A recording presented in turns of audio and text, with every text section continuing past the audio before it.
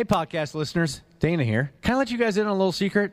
Just between us. We like all of you much, much more than the folks that listen live. But no matter how, when, or where you check out the Hams podcast, we got to give thanks to our friends at Standard Heating for making it all possible. It's been a pretty tame winter so far, but we know well enough that we're not out of the woods yet. So hit up standardheating.com to get them out to your house to make sure your furnace is tuned up to do all of the furnace-y types of things it's supposed to do. I'm still learning the lingo. Make that appointment today. Become a Smart Club member like me. That's standardheating.com. Enjoy the show. The 93X Half-Assed Morning Show. 93. Nobody likes to get sick. If being sick were fun, I'd be sick all the time myself. You never hear that. It's no fun. But fortunately, for us, we don't get sick right away, all of a sudden. It doesn't happen out of the blue. Usually, before you get sick, there's a little period of time when you don't feel good. Now, that does come first, doesn't it? Everything's different once you're sick. People treat you nice once you're sick. You don't feel good. You're just a big pain in the ass. Peter, come on. It's time to wake up. You gotta get to work. Lois, I ain't feeling good. Peter, what happened to your voice? It's so deep. I think I'm sick. Well, you don't sound like yourself. In fact, you sound kinda hot. I just threw up 2 chicken gyros out my nose. They're on your side of the bed.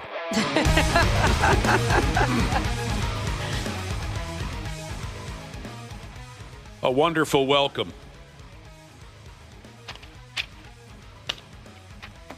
Welcome to all of yous. Thank you for checking the hell in on the 93X Half-Assed Morning Show. Our new slogan might need to become the Half-Assed Morning Show, get it while you can. Because you never know if and when it's going to be there the following day. Now, yesterday was a company holiday.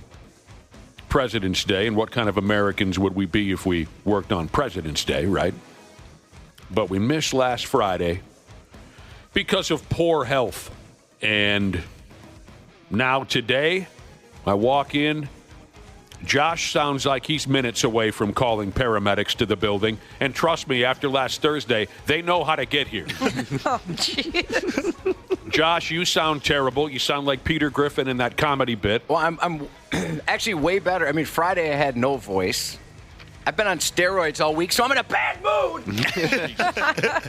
They put me on some steroids and something called strireachlinstrol. Oh, no, that has side effects. Yeah, a lot of side effects there. But well, I think we have an ad we can play for you if you don't know, kind of the side effects and what comes along with strireachlinstrol. Steroids and strireachlinstrol.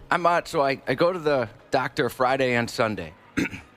I'm on 4 medications. I'm going to try to count the voice clearings. Yeah, I know. Remember a couple weeks ago, it was like at 37 in a 5 minute? It was up there, yeah. Okay, I felt it coming on last week, but it wasn't bad until Thursday night, Friday morning.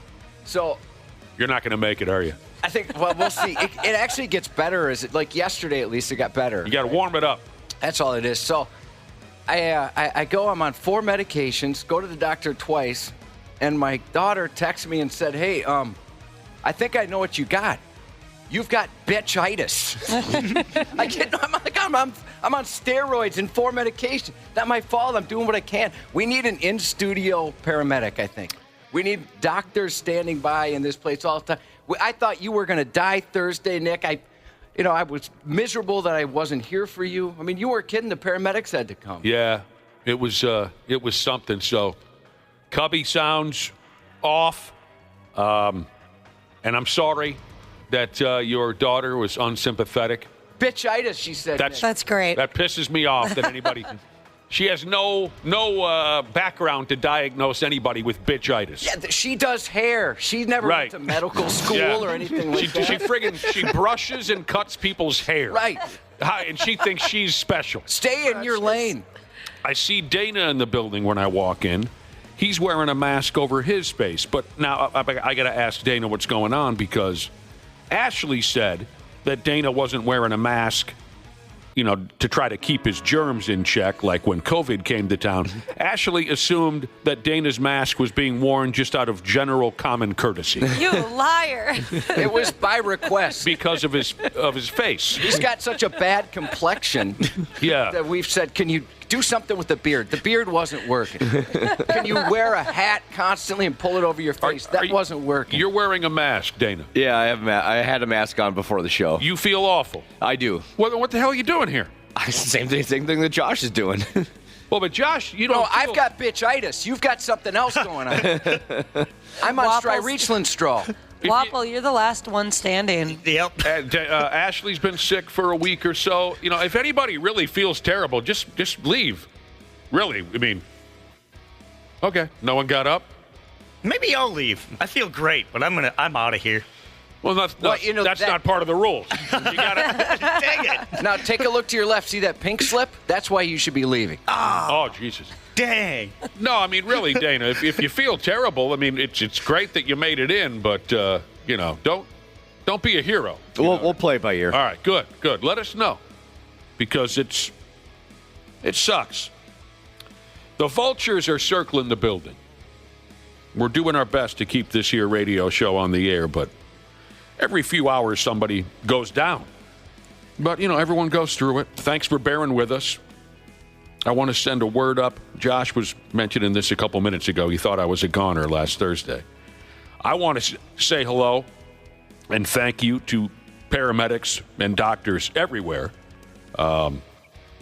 and voice my respect for you all over again. I took an ambulance ride last Thursday.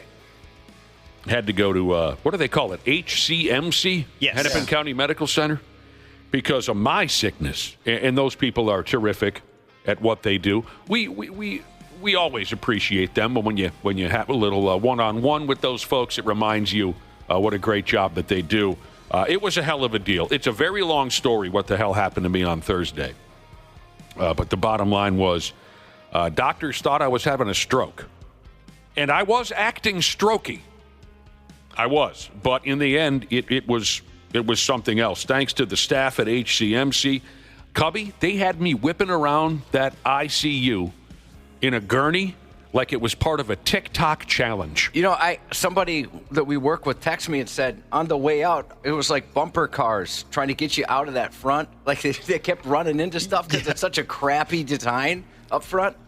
I didn't notice a thing. I was so completely out of it. I mean, I was damn near unconscious. I thought about you, Cubby, in those moments, the darkest moments. I thought about you and what our relationship means. No, here's the thing. I'm going to share something with you. I was almost crying. Oh, no. Because Waffles texted me saying, I think he had a heart episode. And I felt like crap because you had left just minutes before me. You were gone, and I'm like, what do you mean he's back at the station? Yeah. And I talked to your wife. She is great in a scary situation. She's been there a few times. She was calming me down. Yeah, she's your wife. Yeah. And I mean, the guilt of not being here, Waffles saying it might be a heart attack, it could be a stroke. I'm like, oh my God, he was fine.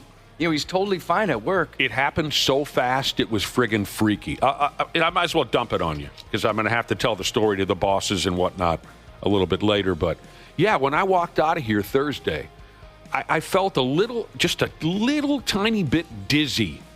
And I thought I was just tired and I needed to get the hell home. Got in my pickup. And, we're over here, University of Minnesota, general area. What are we? I don't know, 8, 10 some odd blocks away from 35W. You go this way, that way.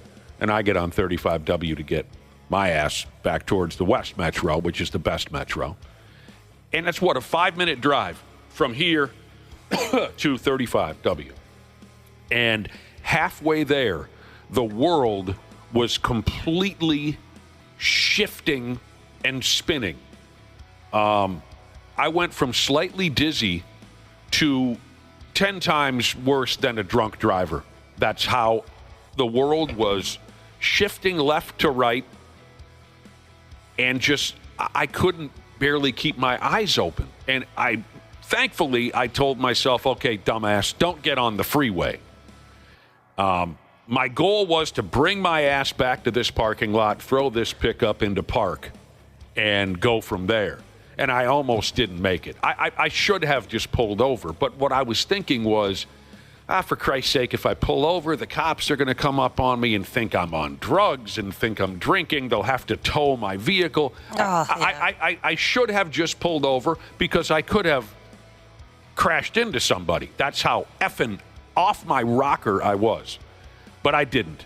I made it back to the parking lot, threw it in park, and I basically collapsed. I couldn't open my eyes. I could barely talk. I had busted out into an insane sweat. Thursday morning, it was, 2 degrees? It's freezing. I had all the windows down in my pickup because I had busted out into an insane sweat. Can't open my eyes, can't talk. I can barely hear.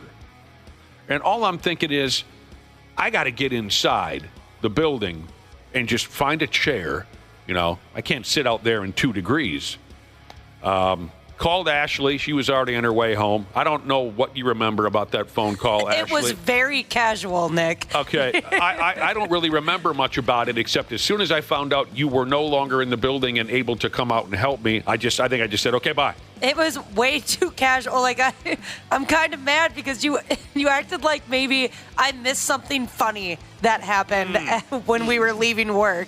Just, hey, are you still in the building? Nah, why? What's up? It's a long story. I'll tell you later. Yeah. Oh, okay. Well, have a good day. And by the way, a couple of techs have already diagnosed what happened. What's that? What happened? I'm assuming you're going to... I think I remember what the diagnosis was. But anyway, yes, I'm certainly not the only person on earth that's dealt with this. I call Wapple's phone because I didn't see Cubby's truck in the parking lot. Dana's ride is no longer there. I call Wapple. Wapple was able to come out to the parking lot and walk me into the building. And I needed him in order to get into the building. Now, here's the funny part. I'm in the middle of this mysterious episode. I mean, I had something similar to it a few years ago, but nothing this bad. I'm in the middle of this episode where I was a little nervous as to what in the hell is going on here. But I could not just walk into the building and have a seat. I had to go take a dump. And when I was sitting in my pickup, before I called Wapple, I'm thinking to myself, this is just my friggin' luck. I need to maybe call an ambulance here. But number one, I just need to get in the building. But at the same time, I have to use the bathroom, and effing now. So I stagger into the bathroom like I've been on a 4-day bender. Did you have to get help? Did Wapple help you in there? No, I wandered my way. I sit down, I do what I got to do. By the time I got up, because everything is getting progressively worse every minute that goes by. By the time I got off the throne, that's when it was really bad. And I should have told Wapple to hang, but why would he want to sit in the bathroom with me? Nice bonding moment. Going, Dad? I get back out to the front lobby, and I'm barely able to get there. And I finally sit my ass down, and then the dry heaving begins. I mean, because of the spinning, barely able to keep my eyes open, the spinning, I thought I was going to vomit all over the lobby floor. Luckily, I did not. I mean, we're debating back and forth what we should do. And then finally I said, call an ambulance. And they got me in there. They were, like I said, they were wonderful at what they do. I'm on the gurney. I'm in the back of the ambulance. And the driver says to the guy who was roping me down and all the things that they do when you're in the ambulance. The driver says to the other paramedic, hey, that little guy that just walked this dude into the ambulance, I think he's on the 93X morning show. Oh, my gosh. And the other paramedic points at me and says, well, yeah, this one is too. And the driver goes, oh, wow, listen to you guys every day. And so that was really nice, too. And that's awesome. And the other paramedic said, well, I don't get up early, but I hear about you guys. So the driver man said, oh, cool, we got two members of the half-ass ball. And then they stepped on the gas. I mean, we gave it hell to the hospital. Again, to try to summarize this a little bit better, they tested me up and down. Physical tests. Who am I? Where am I? Shaking my head to see what my eyeballs would do. Touching my face. Which side of your face are we touching? They're touching my legs. Which leg are we touching? They did this 5 or 6 times, and they came to the conclusion that I was having a stroke. So now they are, like I mentioned earlier, whipping me room to room. Ports in my arm, needles in my ass, in and out of machines. And the interesting part was, because of my state, like I've told you a few times, I could not open my eyes. If I did, I felt like I would just spray vomit everywhere. And it was really a bizarre feeling in general as well. It was like I was high because I couldn't hear very well, couldn't speak, couldn't really see very well. So a couple of people have asked me, was it scary? And honestly, it wasn't, because I just was so out of it. I didn't really have the wherewithal to worry or to fear. But I'll tell you this, because my eyes were closed, as they're whipping me room to room, I think most folks there assumed I was out cold. So they were freely talking about my condition. You see where maybe if my eyes would have been open, they would have been more subtle to not scare me. You know what I'm saying? Oh, that's kind of interesting. So I kept hearing, as I'm whipping by, I kept hearing like one guy go, stroke? And the guy would go, yeah, we think so. Oh, no. And then my gurney guy says, hey, which way do I go for the stroke center? And they're like, oh, take a left over there. So, no jokes? Nobody made a joke? No one made any stroking jokes or anything. Like and one of the guys with the gurney was like, what's this one's name?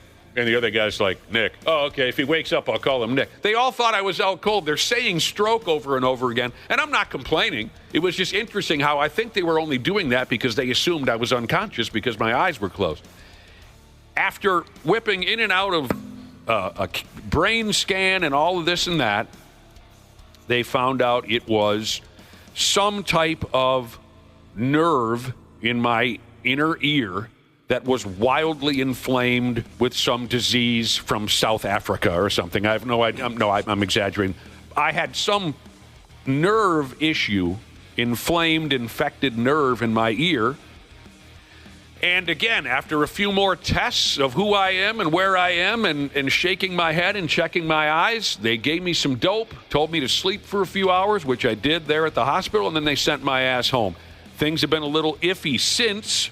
Still not 100%, but that was one bizarre effing adventure.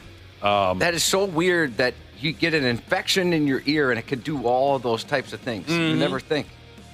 It was, and it's been a hell of a few days since as well. So we're struggling, many of us here, but we'll try to let her buck.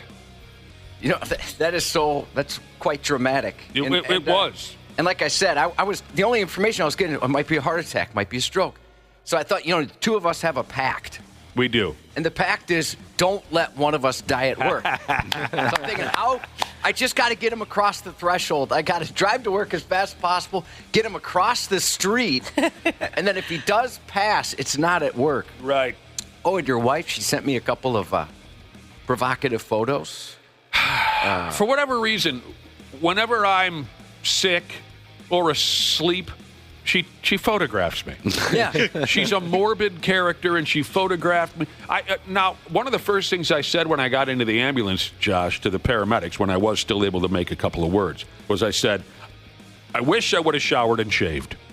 Yeah. Oh, yeah, I'm sure. You definitely said that to me, too. Yeah. You're like, God, I just wish I could have showered before all this is happening. Because I hadn't showered in a couple of days, and like I mentioned, I was sweating bullets. I could smell. Oh, gross. I could smell myself before I even got to the hospital. It was horrible. Yeah. So the wife sent you pictures of me unconscious at the hospital, and I looked like an 85-year-old dying man. Well, she also sent me pictures of you shirtless. Oh, yeah, they had all the monitors on me. There were 300 stickers. How did I look? I looked pretty good shape for my age. Oh, yeah, absolutely.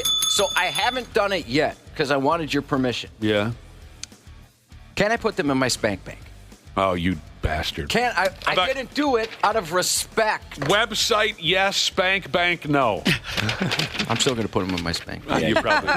One of the times, so far less dramatic, but I thought of you because on Friday, when I go to the doctor Friday, she's like, okay, you got to take your sweatshirt off. We're going to check your heart, take your blood pressure and stuff like that. And I realized I was wearing a Barbie shirt that my kids had gotten. And I had to tell her, like, hey, this isn't a normal thing. I just threw something on. I wasn't really paying attention. Yeah. So I put my sweatshirt back on, and I had popcorn kernels stuck like in my popcorn kernels. Yeah, dude. like well, not even kernels, like full. Wait, when it's popped, is that a kernel still? Yeah. Yeah. Okay. So the full pop thing, there's like 3 of them sitting there. You had recently had a snack. And so, like the night before. Yeah.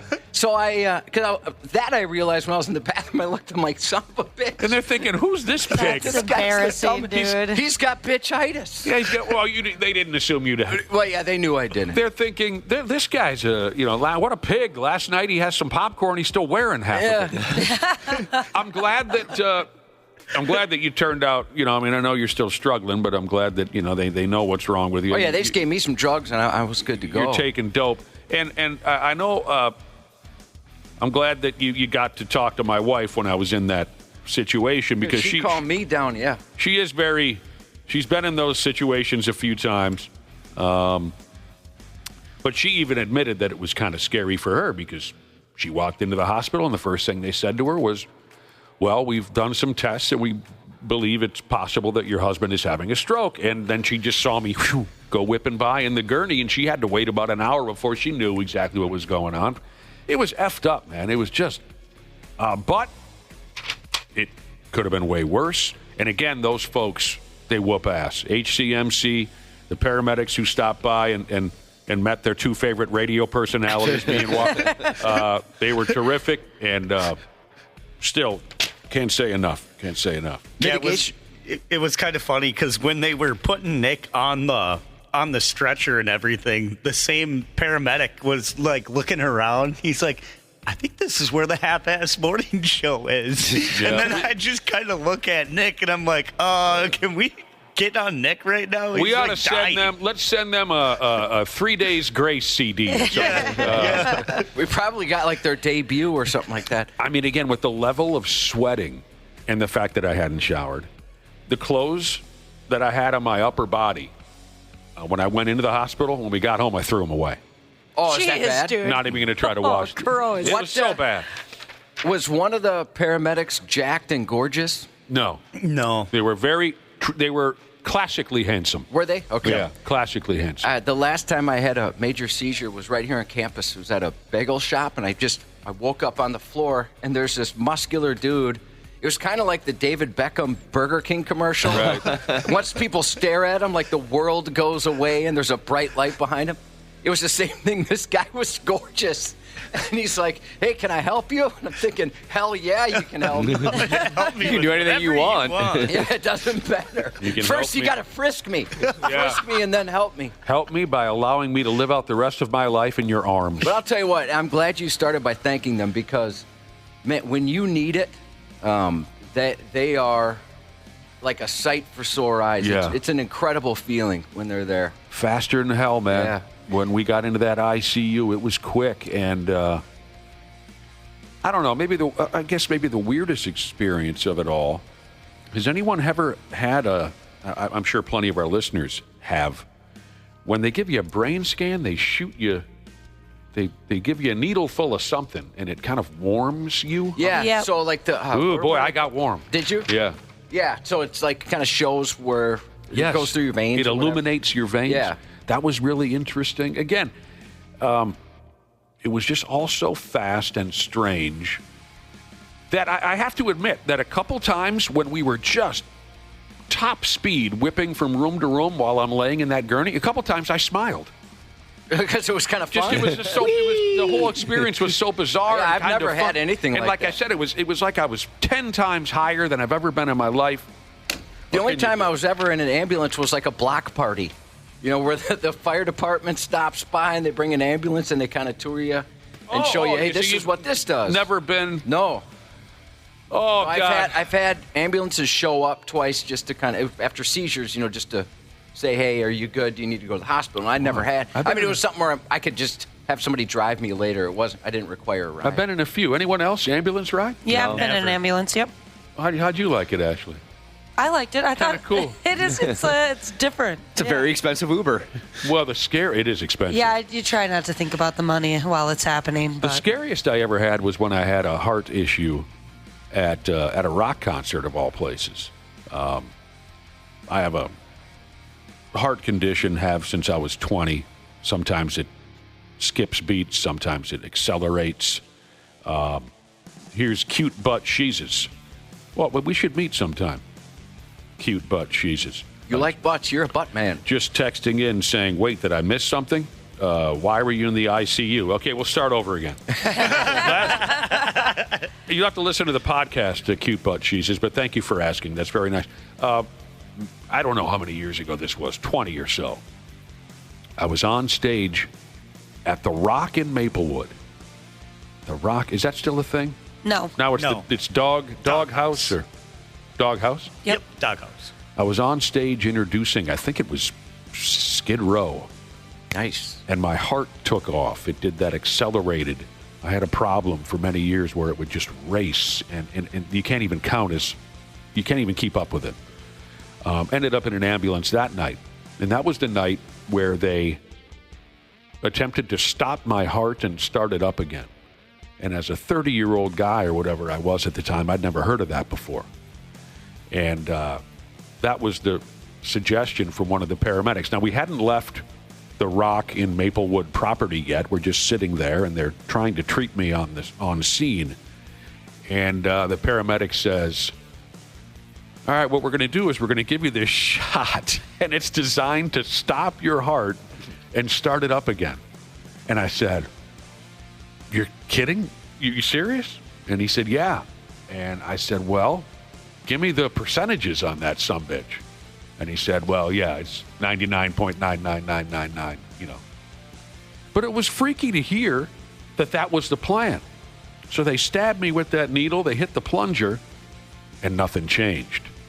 And that's when I remember the one paramedic looking at the other as if to say, I'm not sure what to do with this friggin' guy. Oh, man. So that's when they took me to the hospital. But speaking of how expensive the ride is where I was going with all this, is they said, well, yeah, that didn't work, so we might as well try to get you to the hospital as quick as we can. I said, okay. They shut the doors, and this is what I heard. Yep, it's right over there. And it was like 4 blocks away. Yep. And then later on, this is 20-some years ago, later on, that cost me like $1,100. Where I thought, I'm not in a familiar neighborhood. I don't, who the hell goes to Maplewood on purpose? How am I supposed to know how to get around Maple? If I would have known there was a hospital 4 doors down, I would have called Big Al out of the Skid Row show to come take me there. You could have walked so close. Yeah. I've only been to Vegas once, and my wife and I, we went there for our honeymoon. We stayed at Mandalay Bay. So for people that have been there, they probably know where the famous Vegas sign is.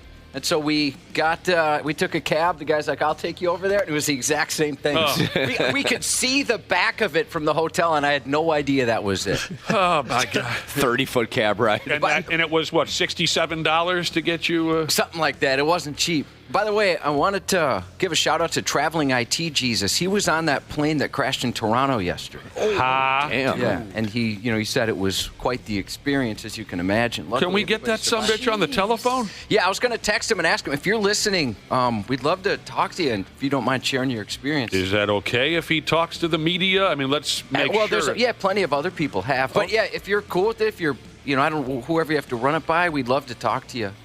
What a unbelievable story that was. Thank goodness everyone so far is alive. Yeah, there's a couple pretty bad injuries, but it sounds like they're going to be okay. Wow. Keep that phone number. Maybe we'll try to talk to the Peckerhead a little bit later on today. C. Willie Miles is supposed to join us this morning. Should we tell him to stay home because he'll end up dead? Everyone on the show is sick. We should give him. Yeah, Ashley's got some sort of virus growing in her that people were texting me about over the weekend. She's got gout now. Ashley has gout. Well, it's like some sort of some virus is growing inside her right now. What is parasite? Yeah, parasite of some sort. Is this something we want to talk about now or save it for later? What do you want to do, Ashley? It is late. It is your life. Late. It's your life that we're talking about, and your life is valuable to us, but we are running late. We can talk about it later. What's more important around here, Josh? Human life or staying on schedule? Well, we got to play commercials, of course. By the way, the number one text I got over the weekend was, hey, did you hear the news about Ashley? Ashley, and I'm thinking, well, why wouldn't I have heard that news? Why wouldn't you know? Big news coming up later on Ashley. We'll see about C. Willie Miles. Again, of course, we always love C. Willie visiting the show, but I'd feel terrible if he came in here and got sick because this is a MASH unit right now, our program. Did I miss anything, Josh? See, I'm not C. quite Willie all there. Maybe, I'm not all the way there. Here, good news from Traveling IT Jesus. He mentioned, if you're just tuning in, he mentioned a couple minutes ago he was on that plane in Toronto, and he will be available for a phone call. Let's try to talk to that guy. That's fascinating. Okay, you're a great crowd. I mean, seeing how damn near every one of us, we're just barely clinging to life. Barely clinging to life. It makes you appreciate the good things deeper than most folks. So when we say that we appreciate you listening, we mean it because we don't know if we'll be here tomorrow. We'll get around to those advertisements so the bosses don't wet their pants and be back here in a few minutes on the program. The 93X Half-Assed Morning Show. They got their heads up their ass. On 93X. Dana here to tell you all about my new friends at Standard Heating and Air Conditioning. You see, I've been doing apartment living ever since my parents kicked me out back in the day, but now I'm back living in a house. I'm absolutely clueless when it comes to any project. That's where Standard comes into play. They cranked on my furnace to get it really cooking for another cold winter. And think about this. Standard's been doing this for over 95 years. That means at one point, they made sure your great-grandpappy was all nice and warm in his butt-flap jammies. So get in touch with the folks at standardheating.com and make sure you ask about becoming a Smart Club member. That's standardheating.com. This episode is brought to you by Progressive Insurance. Fiscally responsible, financial geniuses, monetary magicians. These are things people say about drivers who switch their car insurance to Progressive and save hundreds. Because Progressive offers discounts for paying in full, owning a home, and more. Plus, you can count on their great customer service to help you when you need it, so your dollar goes a long way. Visit Progressive.com to see if you could save on car insurance. Progressive Casualty Insurance Company and Affiliates. Potential savings will vary. Not available in all states or situations. If you're listening to sports, if you're looking for an edge rusher, you're looking for a run stuffer, you're looking for a big-time player in the middle of your defense, you're in luck. Mixed with pop culture, sprinkled with celebrity interviews. You hated the title Everybody Loves Raymond. That's true. Is it appropriate for you to tell people to hurry it up? It's appropriate on Curb Your Enthusiasm. Bill Burr is here. I want to know who you defeated to get that title as best dad ever. I'm the Gonzaga of dads. And you're enjoying the Rich Eisen Show podcast. Follow and listen on your favorite platform. Stupid news on the Half-Assed Morning Show.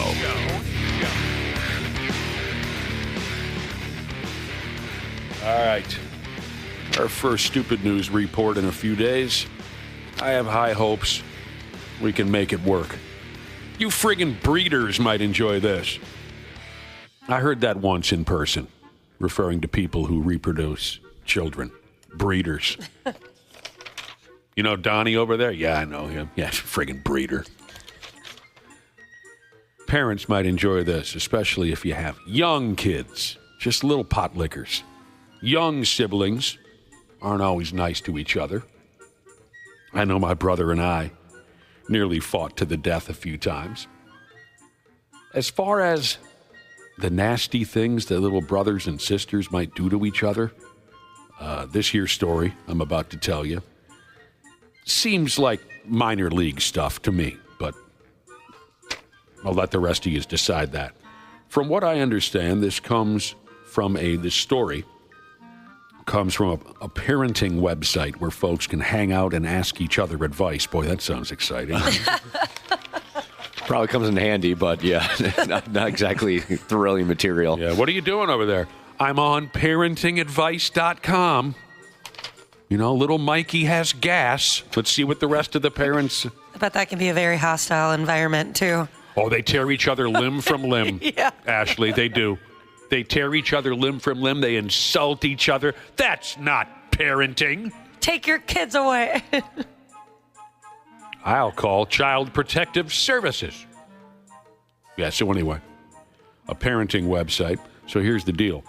The mother of a 5 and a 10-year-old boy wrote into this parenting advice website to explain that the older boy took a Sharpie to his younger brother.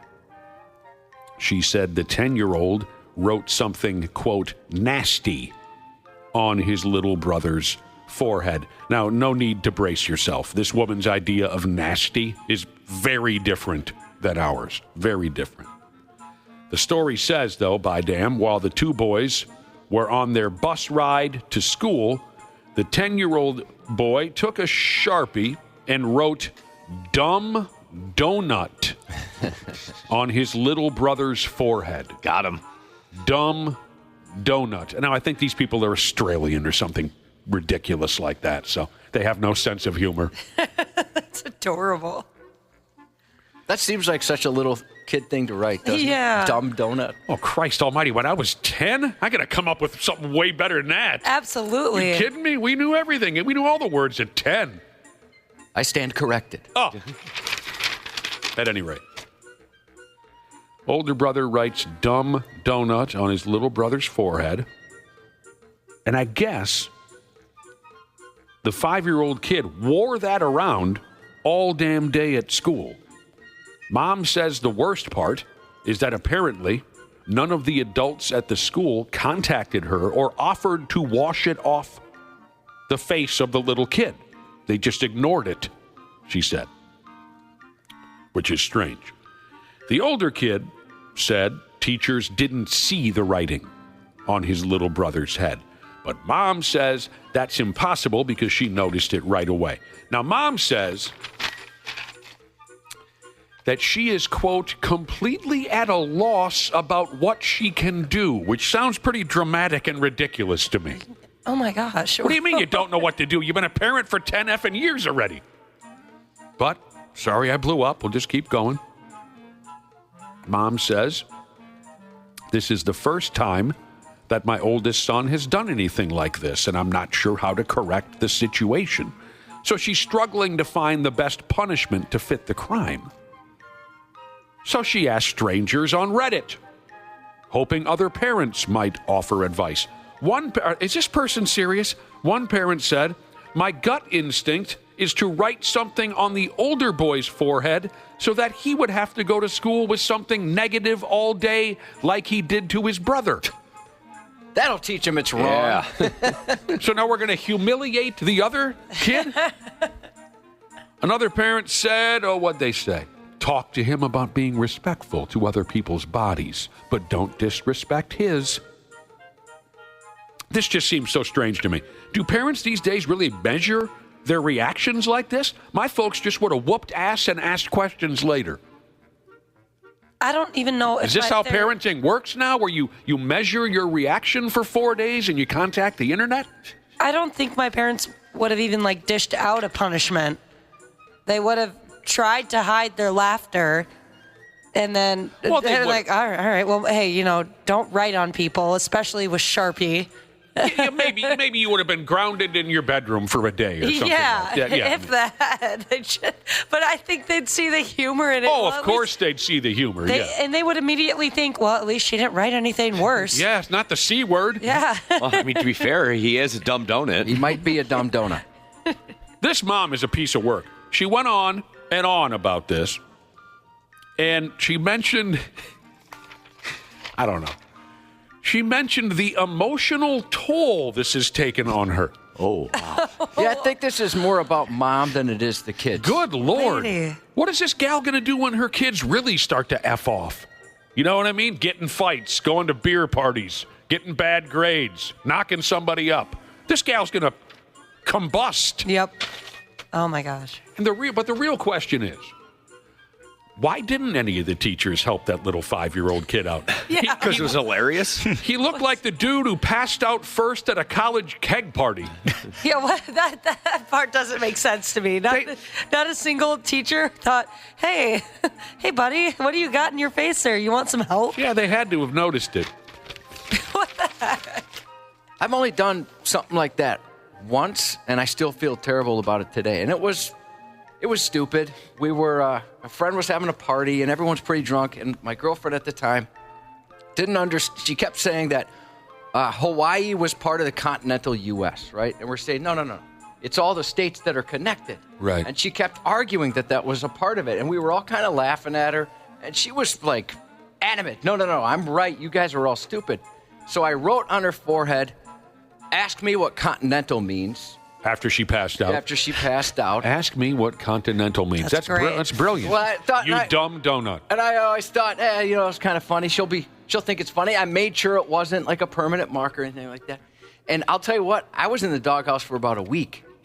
I mean, I was surprised how upset she was. She was furious. She was furious. You didn't shave off any eyebrows. Nothing. No permanent marker. No, I said, make sure it's washable. We're right about that. Well, she must be a sensitive moron. Yeah, that's hilarious, Josh. I was even careful with my penmanship. I'm sure it was very eloquent. I double-checked the spelling, everything. Well, she must be an idiot that she would hold that against you for 2 weeks. Her boyfriend was, but she was all right. I'm ashamed to admit that me and my pals, when we were about 20, 21, we had a 2 or 3 month love affair with decorating the passed out person at the party. Of course, you know the story of when I became Cheese Man. That stuff it was pretty brutal. Permanent marker, terrible words. Yeah, so we went through that gimmick, but we outgrew it pretty quickly. You know my buddy half man, half immersing, don't you, Josh? Love him. Very entertaining. One of the most incredible characters of all time. He passed out early at a beer party once, and we drew a penis on his face. And I still, to this day, I think it was the most grotesque penis that had ever been drawn on anybody's face. And that wasn't right. Forehead or face? Face. Actual face. It traveled across his entire face up. I think the balls were around his jawline. And the shaft went over the front of his face, and then what do they call the tip? Like the head? There's a medical term for it. That was up along his hairline. Traveled nice job. all the way, and it was just so grotesque. And the fun part, of course, was when he woke up and said, "Hey guys, good morning. Dude, I'll buy breakfast or whatever." Right? He doesn't realize he has to. And then he went into the bathroom and saw it and flipped out. You remember those good times? Yeah. He lucked out that the balls didn't start at the forehead and then the penis makes its way down to the mouth. That would have been good. What's the medical term for the end there? I swear to God. Well, it's not the vas deferens, right? There is a term. Someone get on. Whatever it is, it's gross. What's that website again? The hip kids get all the slang terms. I see a Urban Dictionary. Someone get on Urban Dictionary and find out that. Immediately, the glans penis came up. Yeah, same here. Let's go with it. Let's go with glans penis. It's called the meatus. Meatus grandiosus. Wisco male nurse Jesus says the meatus. All right, every once in a while, a children's... Oh, yes, to answer a question, a text question. The giant penis that we drew in magic marker on half man, half immersing space in 1991. Yes, we did. We traced it. Be impressive. It's a question from I used to deliver lube by the truckload, Jesus. Yes, it was traced. It wasn't so much drawn, it was traced. You can't freehand something like that. No.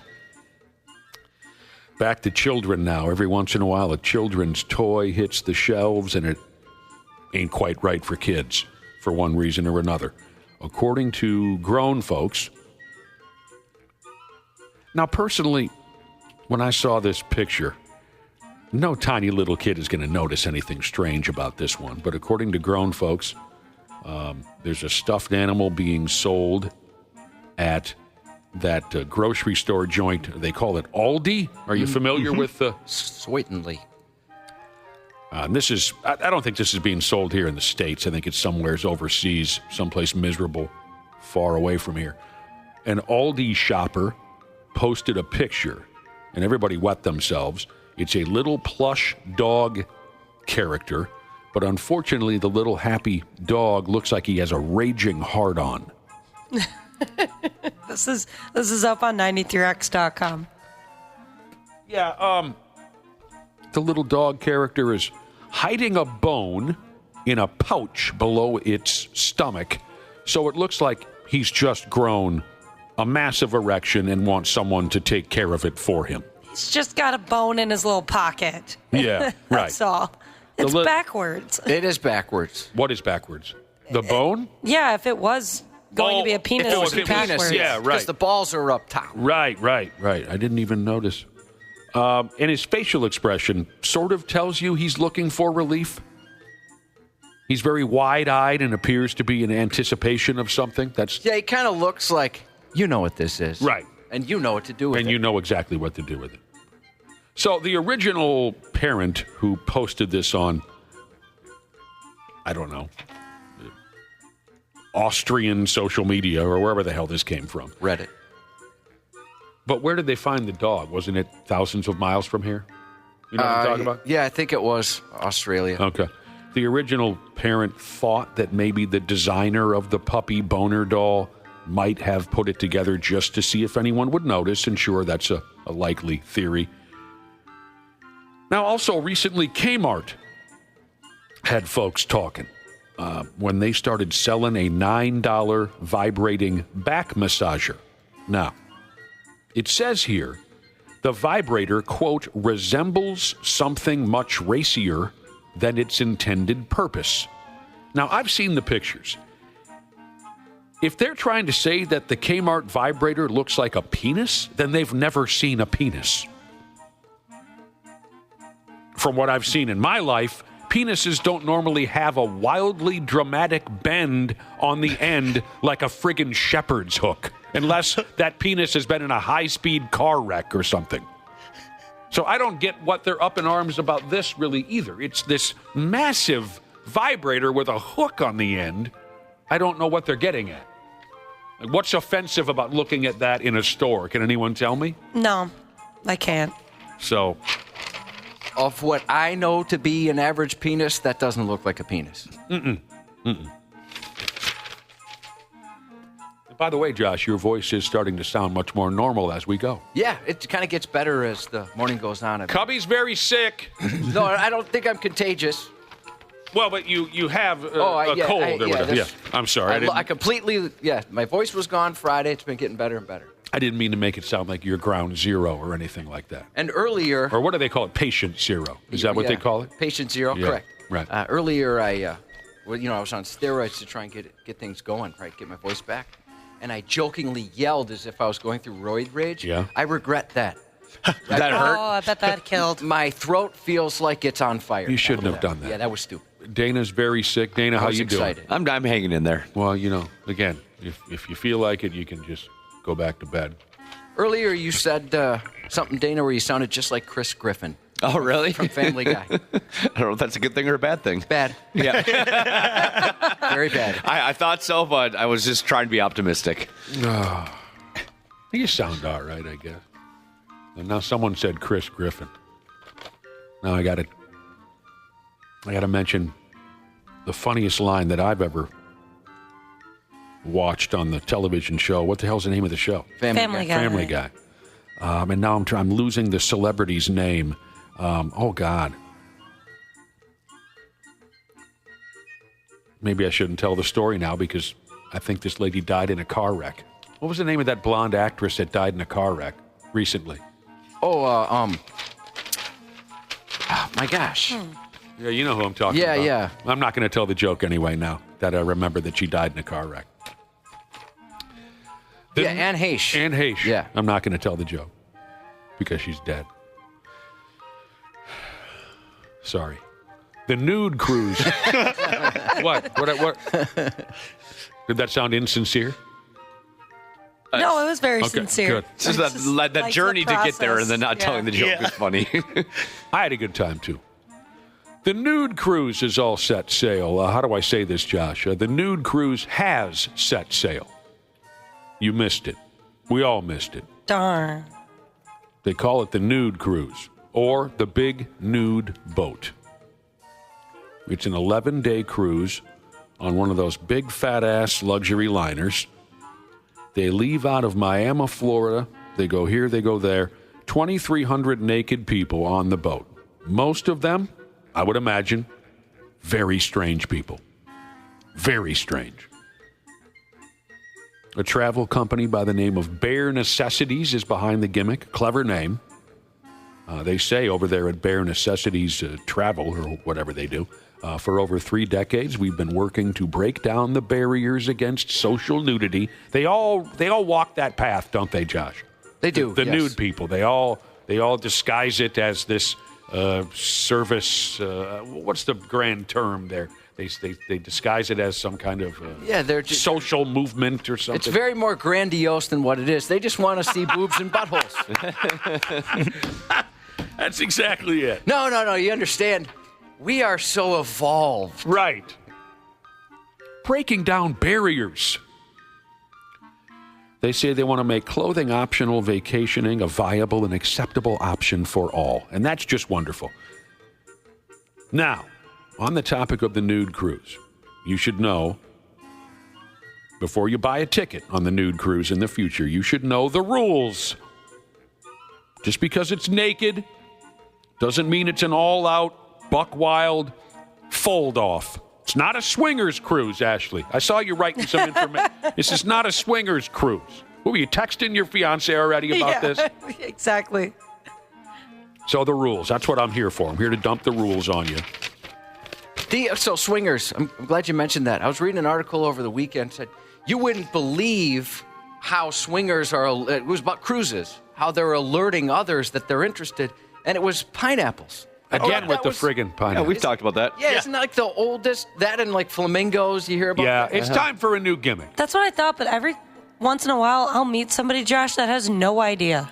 Well, yeah, there was a whole article on it, and they're like saying that they'll put like a dish towel that has an upside-down pineapple on their door or something like that. Yeah. We're looking to swing.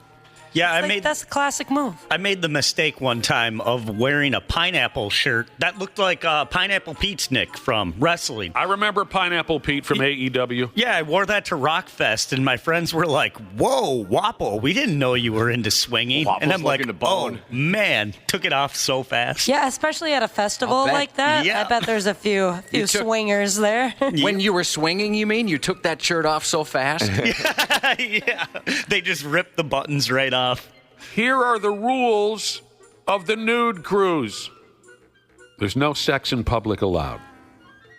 If you get caught, whatever, smashing your wife from the backside, you will be physically thrown off the boat at the next stop. That would suck so much. Stranded.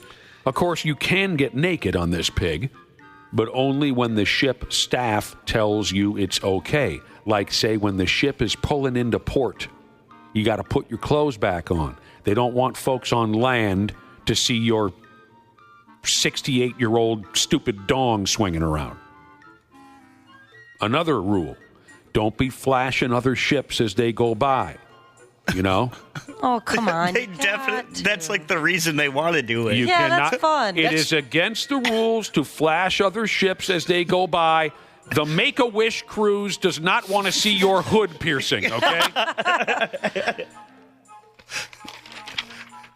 If you flash another ship, Ashley, you're gone. Next stop, you are gone. Just leaving a bunch of people.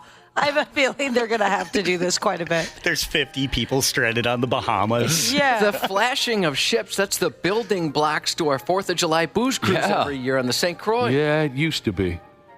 It's all dudes. Now it is mostly dudes. You're right. Lots of dudes. More rules on the nude cruise. Says here, you don't.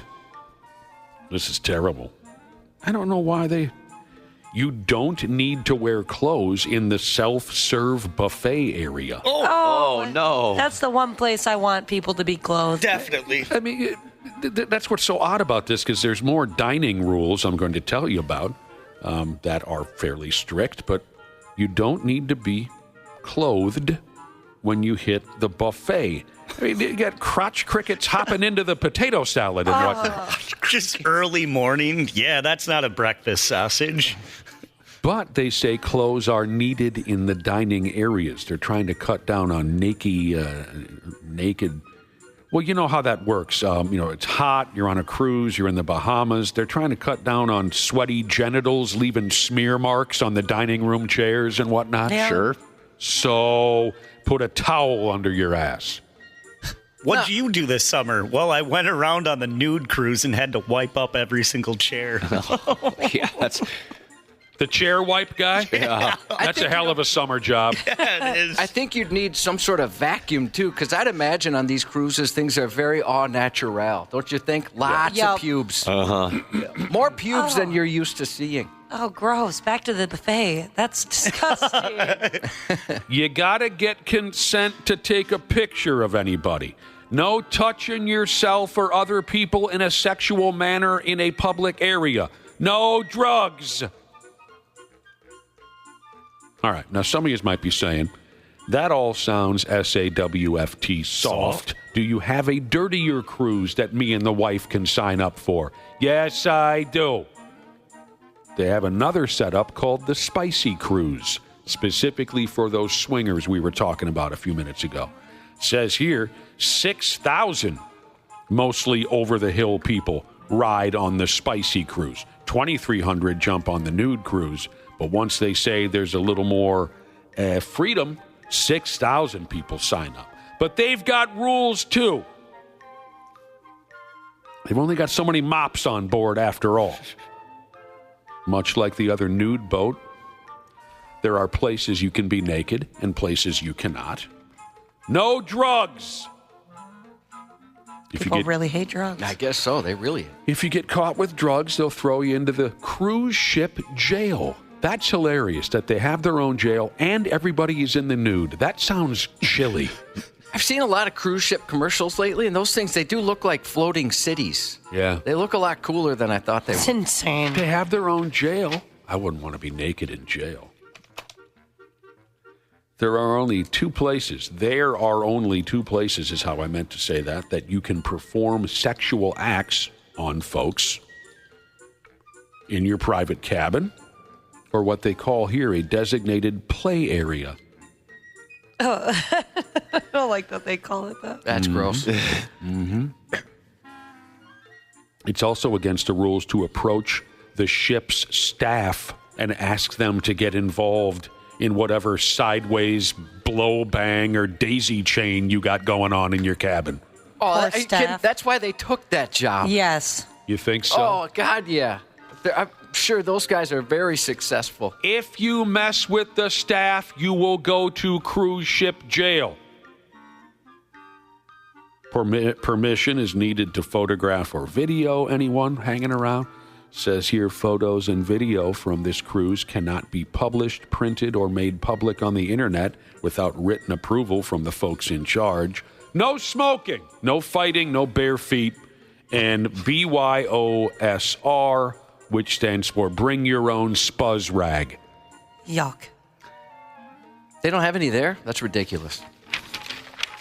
You expect me to be like having all that sex and there's no drug use or no smoking?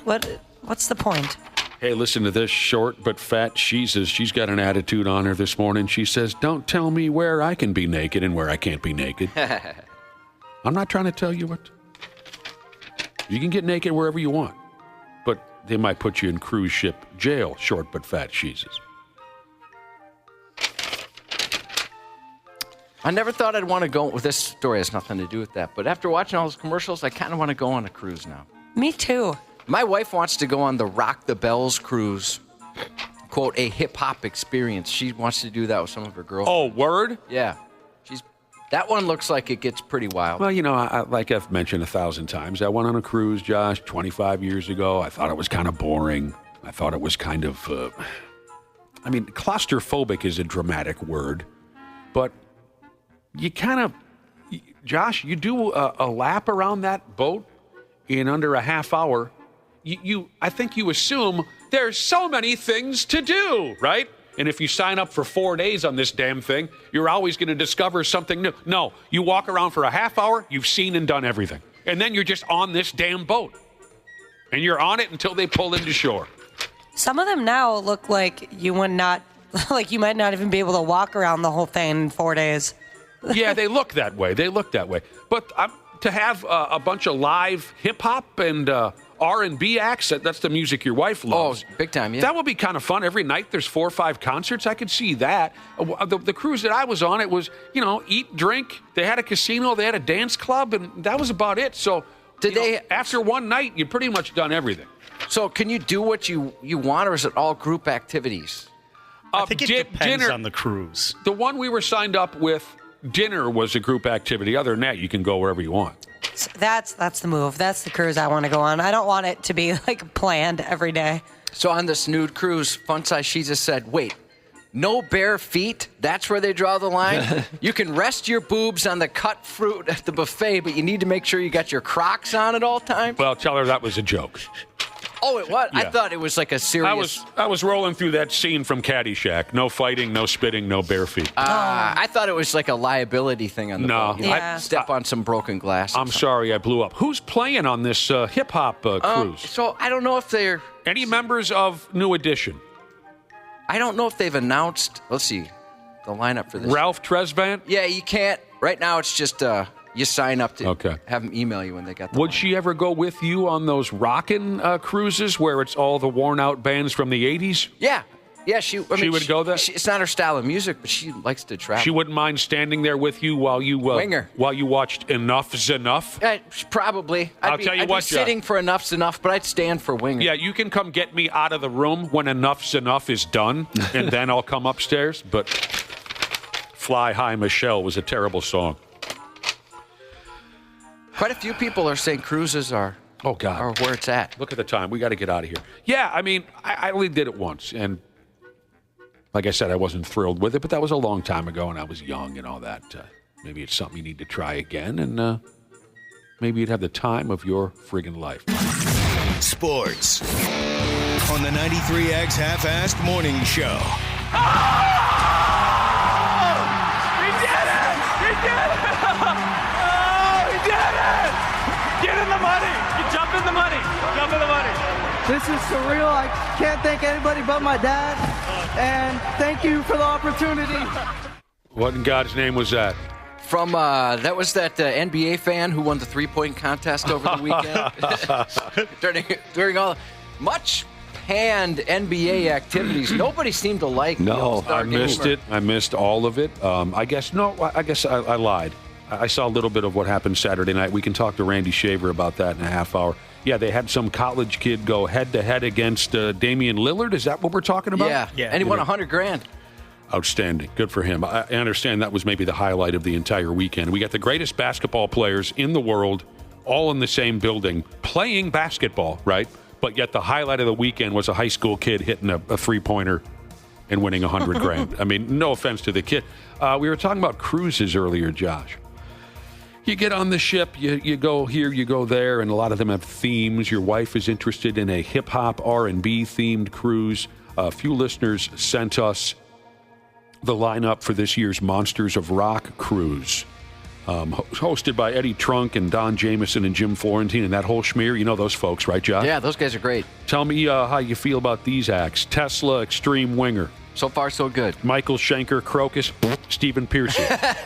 I feel the same way. Night Ranger, L.A. Guns, Queensryche. Yeah, that's incredible. Michael Monroe. What band was he from? Go. Boy, I couldn't tell you. That was they called it. They had that Vietnam name. Saigon Kick? No. The Vince Neil killed the guy in the car wreck. Yeah, shoot. Oh, this is killing me. Vixen, Slaughter, Vandenberg, Faster Pussycat, Lynch Mob, Aldo Nova. We were just talking about Aldo Nova a week or so ago. Taiketo. Chris Holmes. Dude, he's your Wasp boy. From Wasp. Chris Holmes. Who am I missing?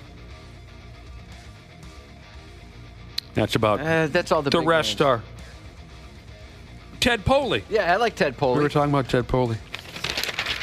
I think he's a very good singer. What the hell was the name? Michael Monroe. Dead, Jail, Rock and Roll, 80s. Hanoi Rocks. That's it. Hanoi Rocks. There you go. All right. Normally I'd be psyched for a Tuesday night Golden Gopher basketball game. Then I read the damn ball game doesn't tip the F off until 9:30 tonight. Gross. Golden Gophers are at the University of California at Los Angeles. Randy Shaver will join us at 7:30.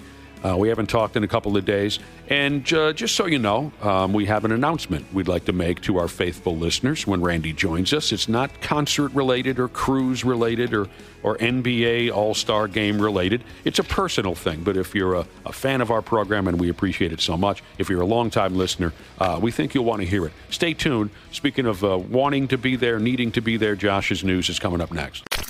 The 93X Half-Assed Morning Show. They got their heads up their ass. On 93X. Dana here to tell you all about my new friends at Standard Heating and Air Conditioning. You see, I've been doing apartment living ever since my parents kicked me out back in the day, but now I'm back living in a house. I'm absolutely clueless when it comes to any project. That's where Standard comes into play. They cranked on my furnace to get it really cooking for another cold winter. And think about this. Standard's been doing this for over 95 years. That means at one point, they made sure your great-grandpappy was all nice and warm in his butt-flap jammies. So get in touch with the folks at standardheating.com and make sure you ask about becoming a Smart Club member. That's standardheating.com. This episode is brought to you by Progressive Insurance. Do you ever think about switching insurance companies to see if you could save some cash? Progressive makes it easy. Just drop in some details about yourself and see if you're eligible to save money when you bundle your home and auto policies. The process only takes minutes, and it could mean hundreds more in your pocket. Visit Progressive.com after this episode to see if you could save.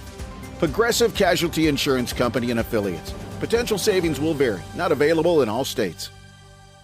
Former U.S. Navy SEAL Sean Ryan captures real stories about sacrifice and strength. My biggest fear wasn't death. My biggest fear was nobody will remember me. That motivates a lot of people. It just made me feel invincible. Open the steel door and just...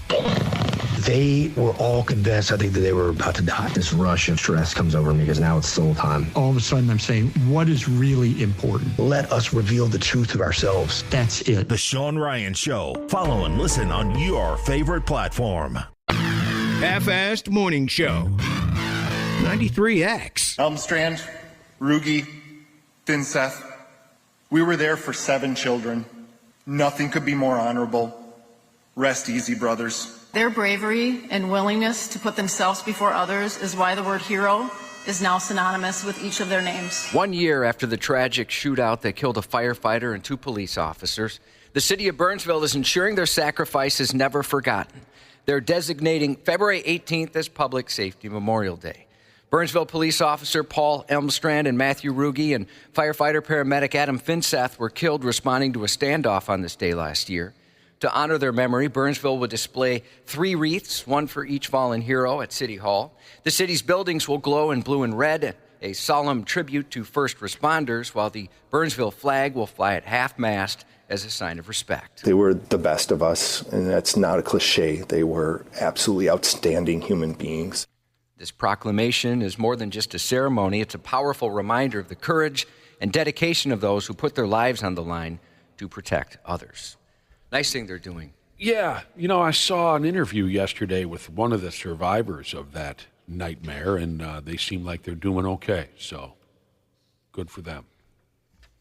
Congratulations to Asian Cop Jesus. He's officially a cop again today. Day 1 yesterday, gets sworn in today. Woohoo! Well, I'll be damned. Yeah, living up to his name, he said. I thought he was trying to quit. Being a cop, he did. It called him back. He was cutting down. Yep. We thought he was trying to quit, but he's back. He's back. Okay. He's back at it. A Delta Airlines jet out of Minneapolis skidded off the runway and overturned while landing in snowy conditions at Toronto Pearson International yesterday, injuring at least 18. This airplane just crashed at 23. Lifeline 1 minute back, just so you are. There's people outside walking around the aircraft there. Yeah, we've got it. The aircraft there's upside down and burning. The Federal Aviation Administration confirmed all 80 people on board were safely evacuated. Apparently, as it came down and landed on the runway, something went wrong, and somehow this plane ended up upside down. Literally, you're looking at the bottom of the plane there. There's an incredible image right there as the plane is upside down. Toronto Pearson Airport firefighters on the scene very quickly and hosing it down. One of those passengers recorded this while he and others were being evacuated. We're in Toronto. Our plane crashed. It's upside down. Most people appear to be okay. Another passenger. Is that Frankie McDonald? No. No. Oh. That might have been a Minnesotan. Plenty of Minnesotans were on that plane, including a 93X listener who we will talk to around 8:20 this morning to share his experience. He sent a couple photos. Terrifying. Thank goodness everybody survived. Can you effing believe that one? No, it's crazy. If you haven't seen the video, it's on 93x.com. Video of exactly what? The plane upside down. Oh, okay. Ashley, did you post the ones of the crash? There's some more and more coming out. Oh, boy. No. Let me double check. So there is a video of the thing landing and flipping over. Yeah. I don't know if I should watch that. Well, everyone's okay. Well, I know that, but that's just so horrifying. Eventually, I likely am going to get on a plane again someday, and I don't know. I don't know if I could handle watching that. I'll be even more of a freak on board than I normally am. You know what I mean? Yeah, you should probably stay away from videos like that. Josh, can you even imagine what you would have, how you would have reacted to such a thing if you were a passenger? No, and I wonder how much. And I guess we'll ask later on this morning, but I wonder how much they knew. Like, did they know, hey guys, this is going to be rough, or was it just they hit this ice and it was out of nowhere? Right. How you just wake up upside down or whatever. Right. How wonderful that everyone is, well, at least everyone made it through so far. There's several injuries. Hopefully they turn out okay as well. Another passenger, nobody's life-threatening is what I've read. Okay. Another passenger described what it was like to be in the plane and hanging down, upside down after the crash. Skidded like on our side and then flipped over on our back. Where we ended up, there was like a big fireball out the left side of the plane. We kind of let ourselves go and fell to hit the ceiling, which is surreal feeling. And then everybody was just like, get out, get out, get out. We could smell like jet fuel. The crash followed a heavy winter storm in Toronto, which left almost 9 inches of snow on the ground. Footage showed emergency responders wading through the snow as they rushed to the toppled plane. F me running. Those folks are tough. Yeah, they are. That's for sure. Yeah, when you watch the crash and you hear what happened, it's amazing everyone survived. A gun accidentally discharged inside an Alabama second grader's backpack at Challenger Elementary School. Tough school, man. Yeah. This is where tough school. Students were preparing to leave for the day. The city school district said it's happened Thursday the 6th around 2:45 p.m. in the main hallway. The bullet exited the 7-year-old's backpack, struck another student's backpack, which was stopped by that second student's laptop. Must have been one of those thicker laptops. Wow. The student experienced ringing in the ear but wasn't injured. Most students had already been dismissed at the time, and staff had since reached out to those nearby when the gun went off. What's little Dinkus doing walking around with a gun in his backpack? That's yet to be determined. Yeah. No charges will be filed against the kid who couldn't explain how it ended up in the backpack. And further investigation by police couldn't determine how it got there. 8 years old. This is absolutely parent issues, not child issues. We're not looking at charging 8-year-olds. We're looking at getting them into a better environment. The Department of Human Resources spoke with the student's family, who could face some legal action on a reckless endangerment charge. Yeah. Third grader, second grader? Second grader. Yeah, I suppose odds are maybe his folks might be a little sideways. But, I just have to say, some of my friends turned out bad. And still to this day, people like to blame their parents. And it's not always the case. It's not always the case. A lot of times people say, well, their parents must have been this and their parents must have been that. And that can be the case, sure, often. But sometimes the kid just is a stupid kid. There's plenty of those. Yeah. Right. A Virginia high school teacher was arrested for showing up to work drunk. His second alcohol-related arrest in just a few months. Authorities say 45-year-old Travis Jones, a special education teacher at Parkview High School, was taken into custody Friday the 7th, and staff reported that he smelled of alcohol. A school resource officer confronted Jones in the hallway at 11:55 a.m., and he was arrested shortly after, and they said he was hammered. It wasn't his first run-in with the law. When asked about his history, the sheriff's office confirmed he'd been arrested for DUI in December. Even more concerning, the school district knew about it. The sheriff's office said they informed the district superintendent about Jones's DUI arrest December 2nd, 2024, to which he responded with a brief and dismissive, yeah, thanks. The sheriff's office arrested him Friday after reports he was possibly under the influence. He was taken to jail and released on his own recognizance. LCPS tells us Jones is on leave this afternoon as a result of his arrest. At last check, he was still listed as a teacher on the school's website. Can't get right. Showed up at work drunk. Not good. Cannot get right. A Florida sheriff's office responded to a wanted woman who decided to get bold in the comments section.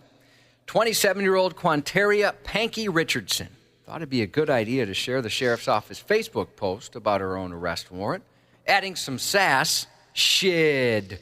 I ain't hard to find. Do your job. The challenge was accepted. What's going on with her? The sheriff's office came back swinging with a screenshot of her post and a sarcastic response of their own. Hey, Panky, low-key, you ate that. Lucky for you, we're used to those who play hard to get. Real talk, be our Valentine. They even offered to pick her up in a, quote, custom green and white whip, a.k.a. patrol car, and a free stay at the, quote, best bed and breakfast in town, a.k.a. jail. Richardson wasn't about to let deputies have the last word, though. She doubled down with another post declaring she was high-key 8 and throwing one more jab. That's why y'all mad. Now come get me, pigs. What's high 8? I don't know. It's ATE. High key 8. High key. Oh, I'm sorry. I missed that part. There's low key. There's high key. Right? That's a thing. That's Everything's my guess. higher. Yep. I haven't heard the high key before. But they got Panky all the time. No, not yet. They did not get Panky. No. They said that they have accepted her invitation and look forward to seeing her in person. Okay. I wish them the best of luck. What about Pootie Tang? I've never seen Pootie Tang. Pootie Tang. Most people wouldn't dream of spending their birthday behind bars, but for one New York woman, it was the ultimate bucket list wish. Loretta, who just turned a wrinkly 104 years old, had one unusual request to celebrate her milestone, being locked up in the local jail. The sheriff's office was more than happy to oblige, giving her a VIP tour of the facility. But before she got a taste of life on the inside, they made sure to mark the occasion properly with cake and plenty of laughs. Cute. In a Facebook post, the sheriff's office shared the highlight of the day when Loretta revealed her secret to a long life, which is, quote, mind your business. She didn't want to give that information out, huh? Very helpful. Mind your business. No, that's the secret. Oh, the secret is... Mind your business. I understand. I thought she was saying, why should I tell you the secret of long life?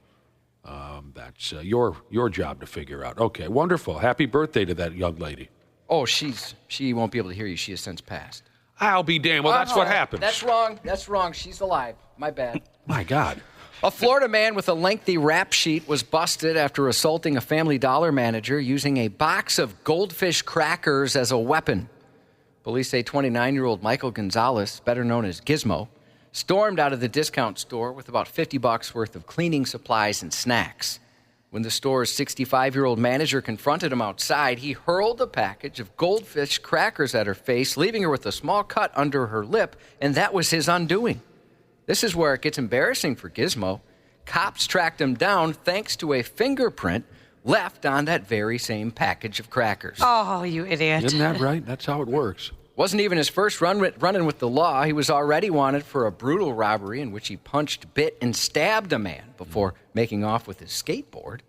Locked up in the county jail, he's familiar with the accommodations. His rap sheet includes convictions for theft, trespass, robbery, cocaine possession, disorderly conduct, and attempted armed robbery. I don't think I'd ever expect to be bitten by another man. No, I'd be surprised and confused. Mm-hmm. Yeah, I'd rather be punched a bunch of times, I think, than bit. That's just weird. A bunch of times. Yeah, it is weird. Go ahead, It's an invasion. Take 2 more shots. Don't bite me. Mm-hmm. 37-year-old woman picked up for shoplifting in a Tennessee Walmart last week wasn't new to stealing. In fact, she's officially earned herself the title of Walmart's most unwanted. Ashley Cross was arrested last Monday at a Memphis store shortly before 4 p.m. The arrest came after Cross and a companion were caught on camera at a self-checkout machine using an old watch battery barcode to scan all her items for just a buck each. Stupid. Her boots, blue jeans, T-shirt, and 11-pack of ramen noodles cost $137.34, not $1. But she didn't feel like paying, once again. The woman and with her was also charged with theft using the same technique with a haul just under $60. Authorities noticed Cross was on an authorization of agency list for trespassing due to prior shoplifting encounters, meaning she's not welcome at any Walmart location in the entire U.S. That's impressive. She's not the first person to get hit with a ban from the retailer.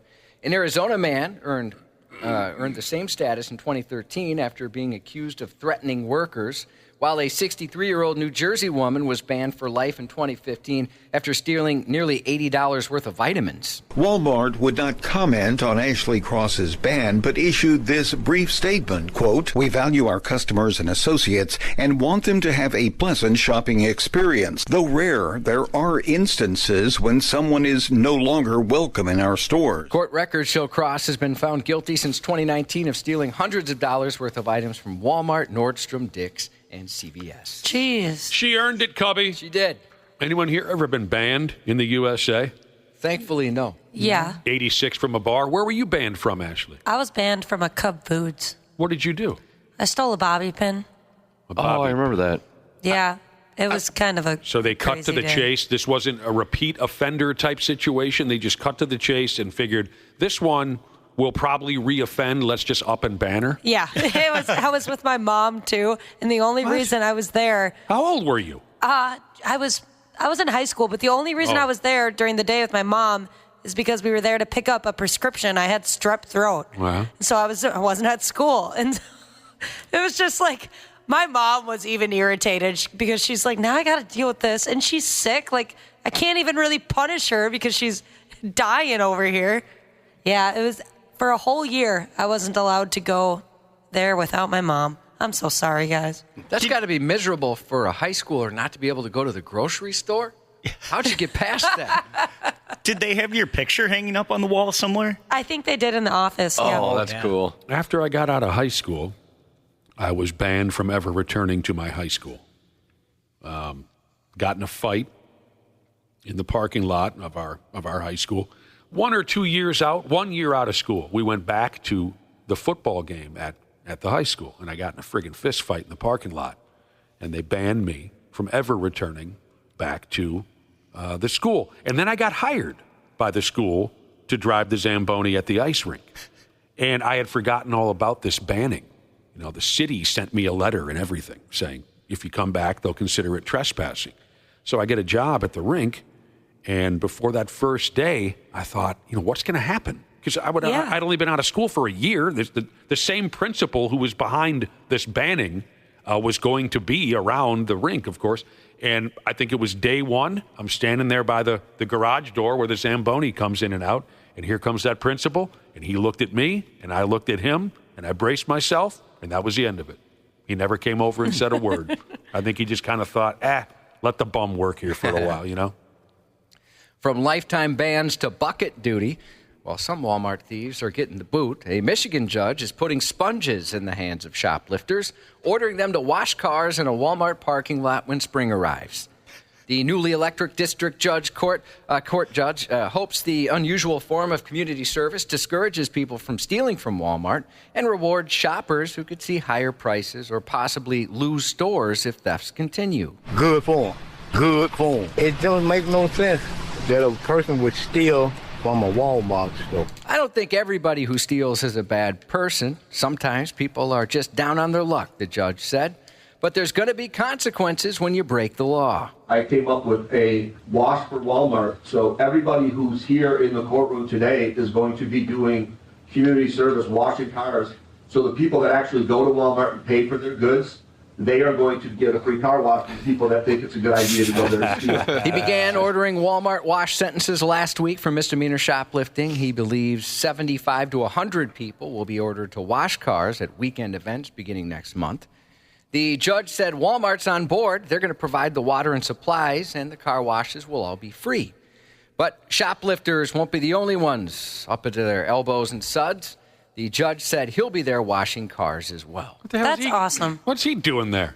I don't know, just out there sexing it up. Maybe. That's a clever idea. Yeah, very clever. Just, if I were him, there's no way I'm showing up on that day, for Christ's sake. It's kind of like public shaming in a way. I think we should bring that back quite a bit. Just throwing tomatoes at people in the city square. Yeah, the town square. Shame. Shame. The 6-part Netflix docu-series Court of Gold debuts today. Is that the life and times of Michael Jordan or something? Nope. Like we need another one of those? No. Oh, sorry.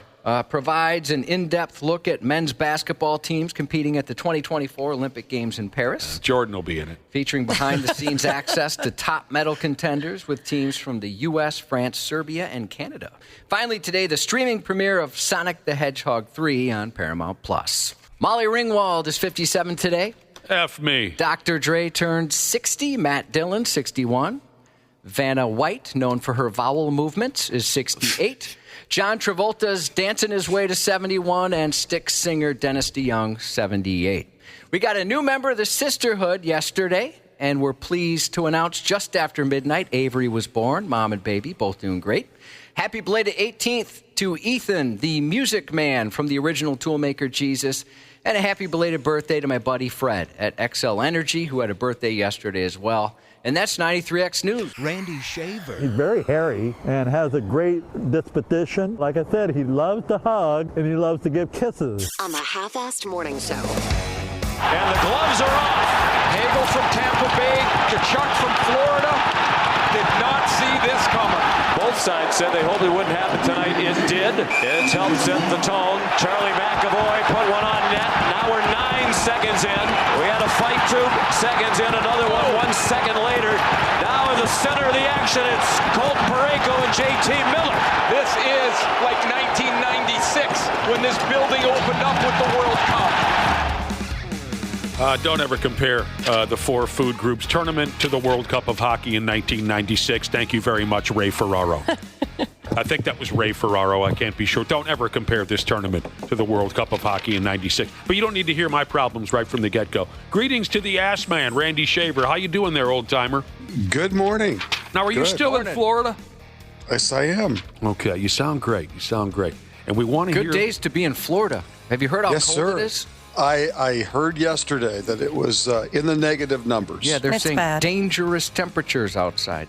Right now, my phone says it's 15 below. Oh, wow. Delightful. Sorry about that. Somehow it's colder in this studio, though. It really is. Yeah. It's awful cold in here, but it's awful cold outside. 75 here today. Oh, nice. Randy Shaver, we certainly want to hear more about what you've had going on over the last few days because you had planned to attend an exciting event, but we got to get to something. We got to get something out of the way. All right. A major announcement for our listeners. Okay. Ashley has something cooking. And, I mean, hell, it's been done before. No question about it. But we'll all get a ringside seat for this. Ashley, take it away. What do you have going on that you'd like folks to know about? I'm pregnant. Whoa! Fantastic! Yes, we are very, very excited. I'm due in August.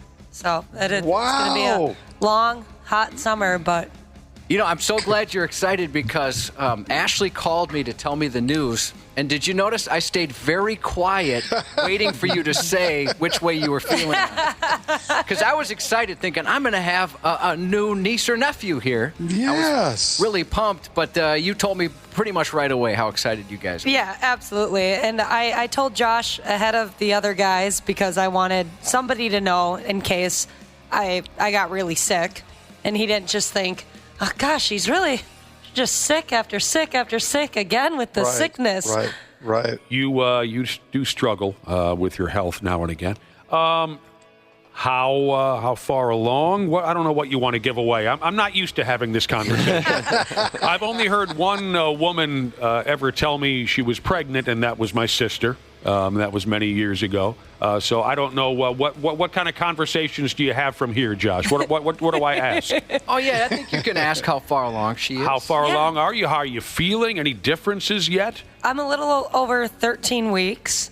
I was not feeling good probably the first 6 or 7 weeks. It was perfectly lined up. The worst I felt was perfectly lined up for our vacation that we took for Christmas and for New Year's. Oh, that's when you started to notice something was going on. Oh, I was miserable. I had, some people will know what this is in the listening audience, hyperemesis gravidarum. So it's basically like morning sickness times 10. You basically feel like you have the flu all day. Oh, gosh. Yep, and I was afraid because for some women, that can last their whole entire pregnancy. But luckily, they put me on some pregnancy-safe medication to make me feel better. Well, before you go any further, but I'm glad to hear that it helped you out. Before you go any further with this, how does this happen? Walk us through it. And oh, man. And I did notice, by the way, that Jeremy was showing. I could tell. You're feeling okay since you got some medication.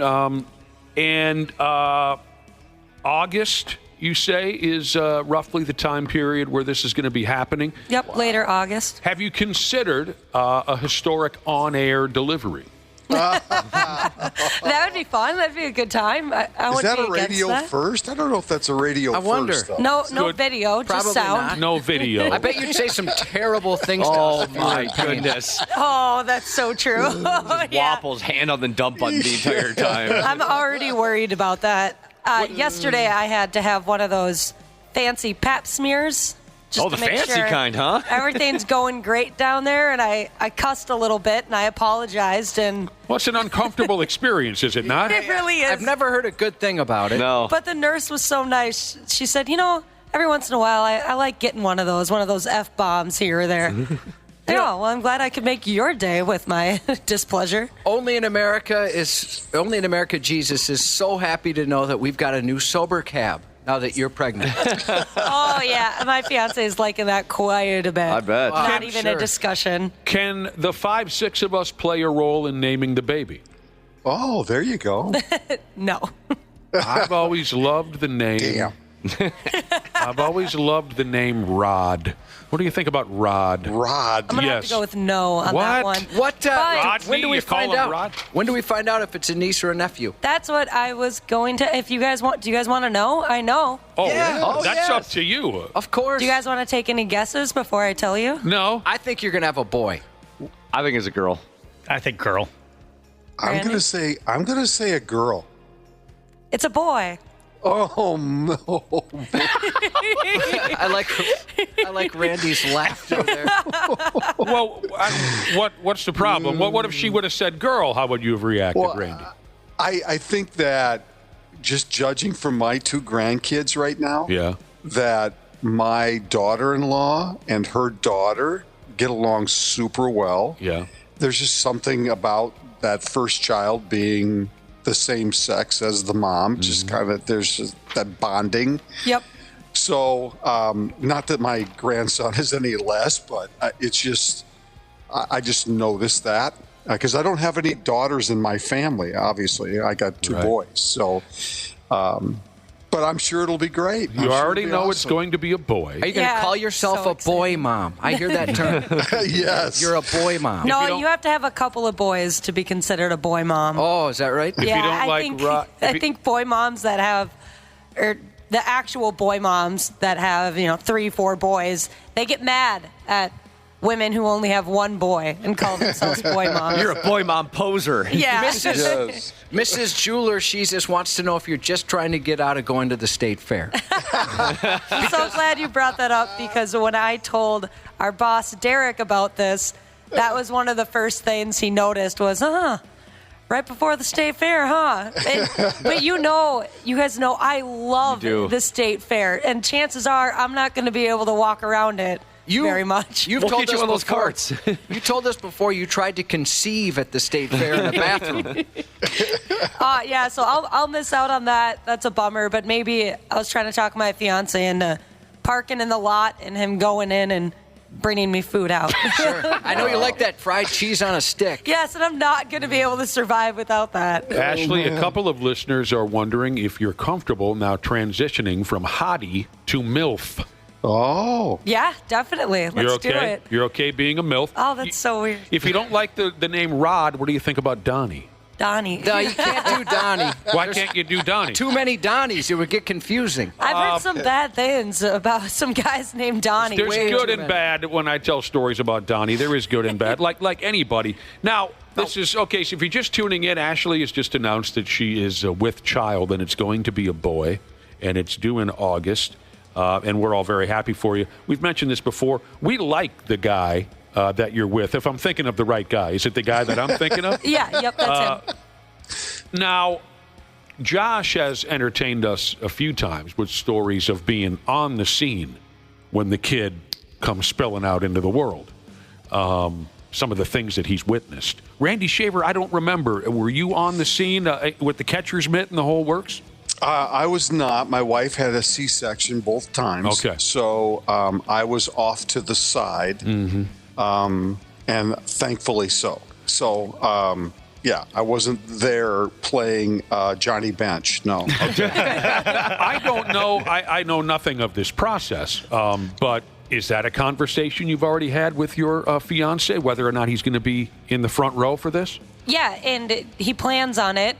If, in fact, it all plays out that way? Yes, if it happens, the way that I want it to happen. Natural childbirth, is that what they call it? Natural childbirth? Yep, except mine will be with the drugs. I want the drugs because that does not sound appealing to do it drug-free.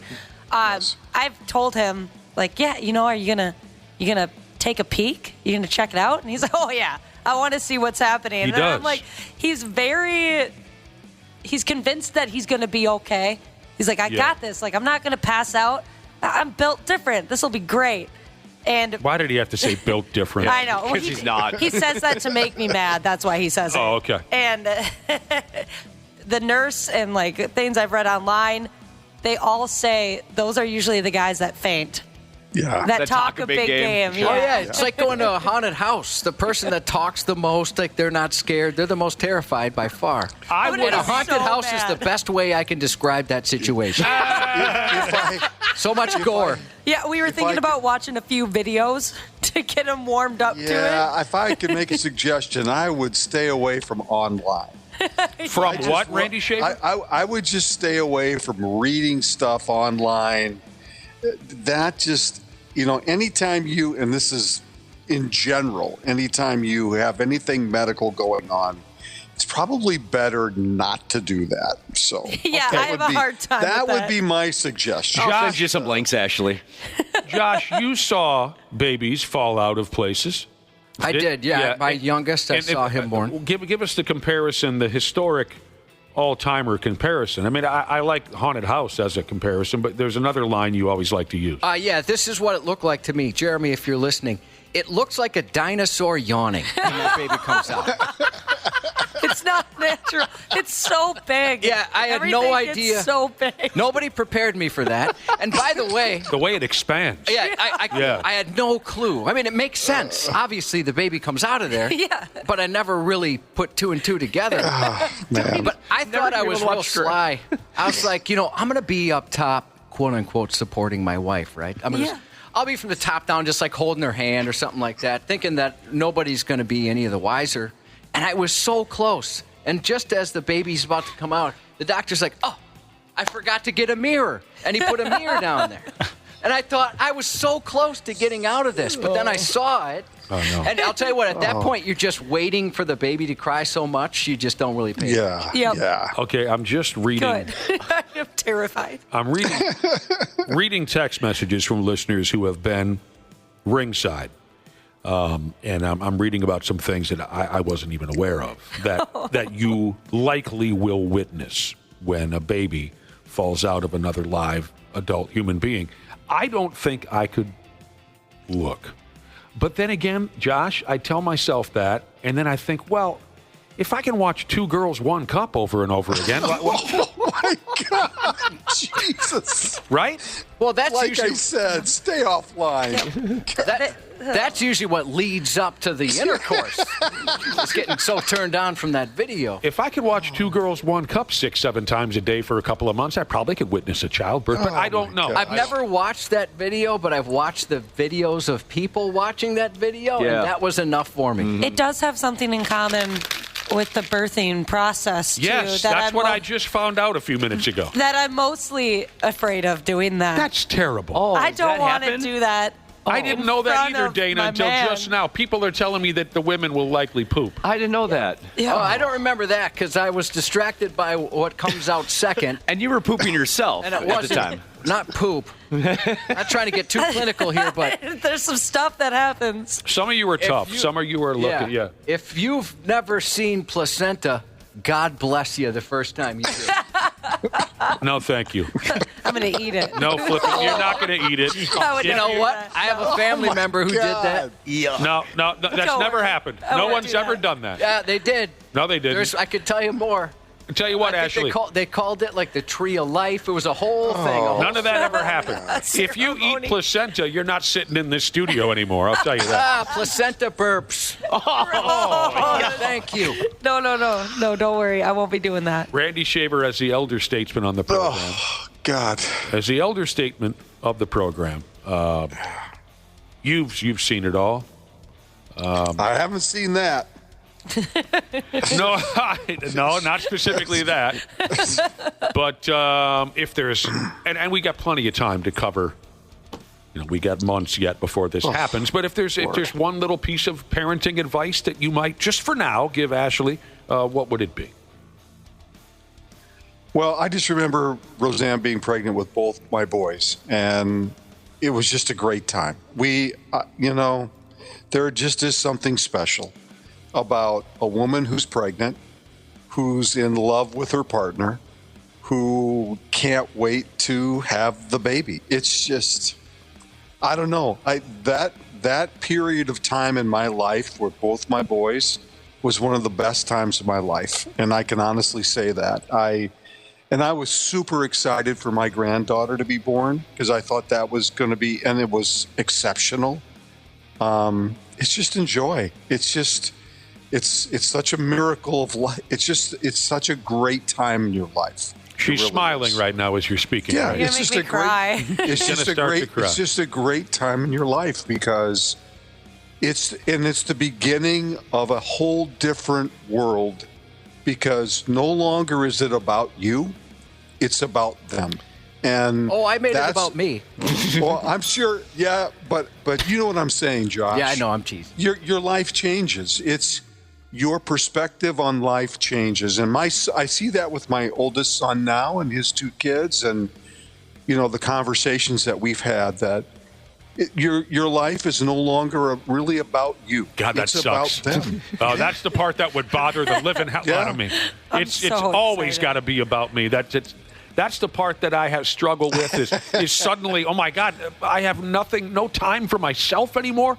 I don't know how you folks do it. You could tell all your kids' stories. We've worked with people like that make everything about them. With your kids' stories and stuff like that. What do you mean? Just about you and how you're a parent and all the parenting you do. Oh, and certainly. Stuff like that. I could twist it. Yeah. At least like verbally, I could make it sound like it was still. And you could talk down to other people who've already raised kids and the kids have moved on and tell them how to be a parent. I suppose there is that route I could take. But, Randy, that was all very well said. And then we want to find out more about your weekend, Randy. But real quick, Ashley, to kind of piggyback on what Randy was saying, one of my cousins, a dude, when his girlfriend was pregnant with their very first child, I remember him saying, I likely will only share this experience with 4 or 5 more women before I die. It's humbling, isn't it? And he was correct. He was correct. Right? Yeah. Oh, my gosh. He said, this is very special. She, pointing to his woman at the time laying there pregnant, he said, she is one of maybe only 4 or 5 more women that I will have this experience with. Oh, no. Yeah. Oh, my God. I hope that's not the case. You got really emotional when Randy said those beautiful words, but did you hear the part where he said, when you're in love with your partner? So does that apply to you? She can learn to love him. Very much so. I got $50 that my future nephew is going to be born with a switchblade in his hand. And wearing a leather jacket. If he's anything like me, I'm screwed. He's going to have a tattoo on his shoulder that says Mom with a heart. Yes, that's all I want. And by the way, people are doing the math, saying, she's 13 weeks pregnant. When did she get engaged again? They're trying to figure out the order of those two events. What she's doing is lawless. Because you mentioned on the air when you got engaged, and now you're mentioning you're pregnant and how pregnant you are. The math is a little suspect. Is that a little weird? Are you guys trying to figure it out? We were trying to ignore the fact that this is lawless and against God's will. Stop it. But throw up. What are you going to do? Randy Shaver, last we talked to you, because we missed last Friday. By the way, I am a lawless child as well, so don't feel so bad. Oh, is that right? Woohoo. Yes. I found out, and I didn't figure the math out until my parents' 20th wedding anniversary. And for some reason, I did the math one day in my head and went, wait a second, that makes no sense. You know how I found out? Don't feel bad. Oh, you're in the same boat, Ashley? Yeah, how I found out was when my dad proposed to my mom in front of me. I thought, when I was a kid, I thought you guys were already married. No kidding. Yeah, I thought. That's cool. I remember being really upset about it. How old were you? Oh, geez, maybe 5 or 6. And you thought, well, what the hell is this? Yeah, I thought this was already happening. Well, it kind of reminds me of kind of reminds me of when one of my best pals growing up, when we were about 12 or 13, when it suddenly dawned on him that one of his siblings was a step sibling. He said, "Who is this?" Well, I mean, it dawned on him, and he asked his dad, he had an older sister named Donita. Let's call her Donita. And he asked his dad, who is this grown man who keeps stopping by the house to see his older sister, Donita? Who is this guy? Well, that's her dad. She's your stepsister. Oh, I thought that it just... What? Well, if Randy Shaver was 20 years old before he realized his parents weren't married... Exactly. No, but that's just great. Who's this old dude that keeps showing up? And then Donita comes out the house, they have a conversation in the car, and then he leaves. Who is this guy? Well, that's her dad. Oh, I thought you were her dad. No, I'm her stepdad. Randy Shaver, last we talked to you, we left you down there in Florida, and you were preparing to go to the Daytona 500, and a few people have been texting in. They want to know, and the weather was bad. What happened? What a disaster. What happened? Well, actually, the beginning of the whole process was awesome. We left early. We got there. We found a great place to park. The weather was beautiful. We stopped and had lunch before we made our way to the track. I didn't anticipate, never been there before. Right. Okay. No idea how this works. The line to get in we stood in line for 2 hours. Oh, boy. And I mean sardine-like for 2 hours. Oh, no. Just to get into the track. They showed it on TV, you know. I'm getting to that point. Okay. So I didn't anticipate that. It was a bummer. It was very hard to do. But finally got in at about 1 o'clock Eastern time. So the race is scheduled at 1:30. Okay. Seats were great. Right on turn 4. I mean, literally right on turn 4. They come out of turn 4, and I'm sitting right there. Yeah. It was awesome. The pre-stuff was fantastic. The fighter jets, unbelievable. That's awesome. Maybe Really cool. maybe the best part of the whole day for us. We were, you guys, I've never been that close to anything like that before. I mean, your whole insides just... Right. It's amazing. Anyway, race starts. Fantastic. 9 laps in, caution. It's the weather, right? Right. Yeah. And it's hardly raining when they stop the race. Hardly raining. But it's coming. So if you've never been to Daytona, no, you get up out of your seat to go stand in like the mezzanine level or whatever, where there's a roof. Yeah, concourse, right? Packed like sardines. Now, not only did it start to rain, but the temperature dropped 25 degrees. So, and I'm not kidding you.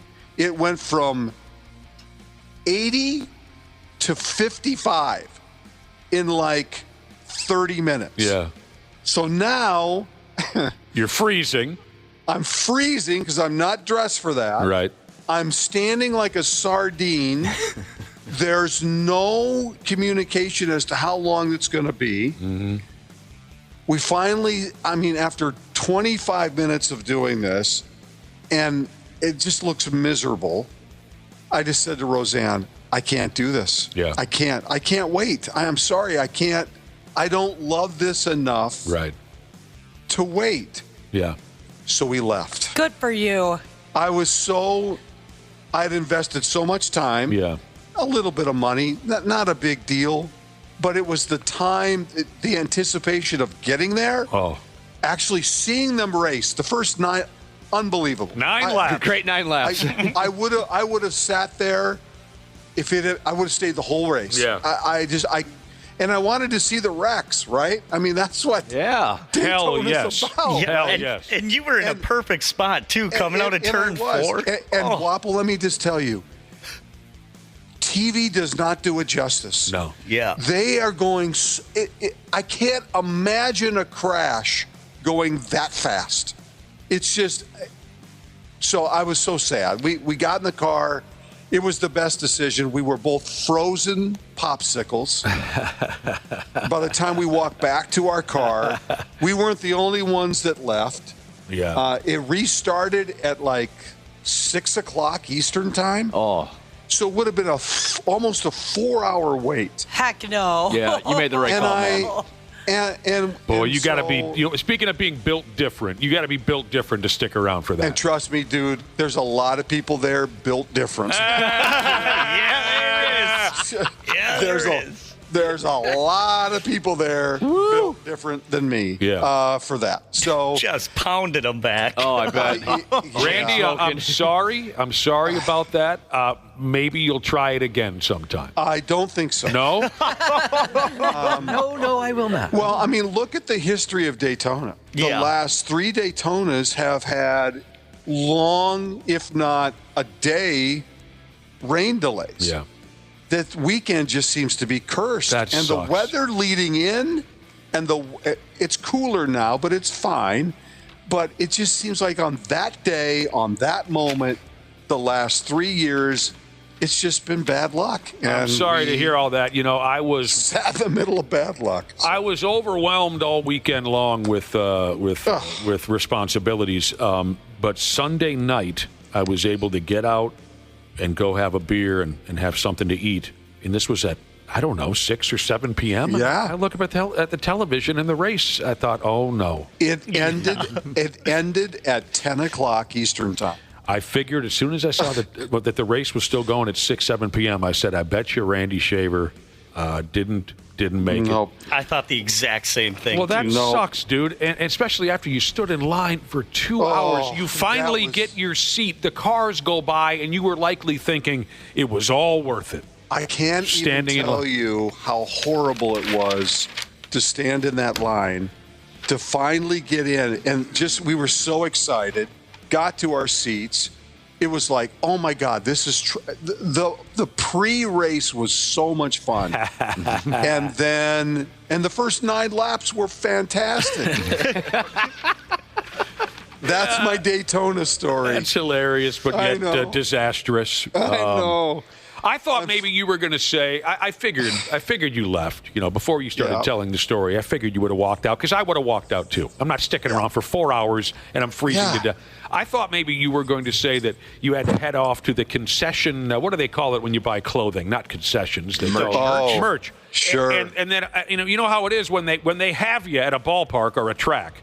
Yeah. Suddenly a hooded sweatshirt isn't $75; it's $675. Yep. Oh God, yeah. But I remember once at BIR for the NHRA drag races, I was young and dumb, and I did not watch the weather report before we headed up to Brainerd, but usually it's scorching hot during that weekend. So I brought flip-flops and suddenly the weather turned to hell. Well, I needed a pair of shoes, and I'm too drunk to leave the track and go to Brainerd downtown and go by.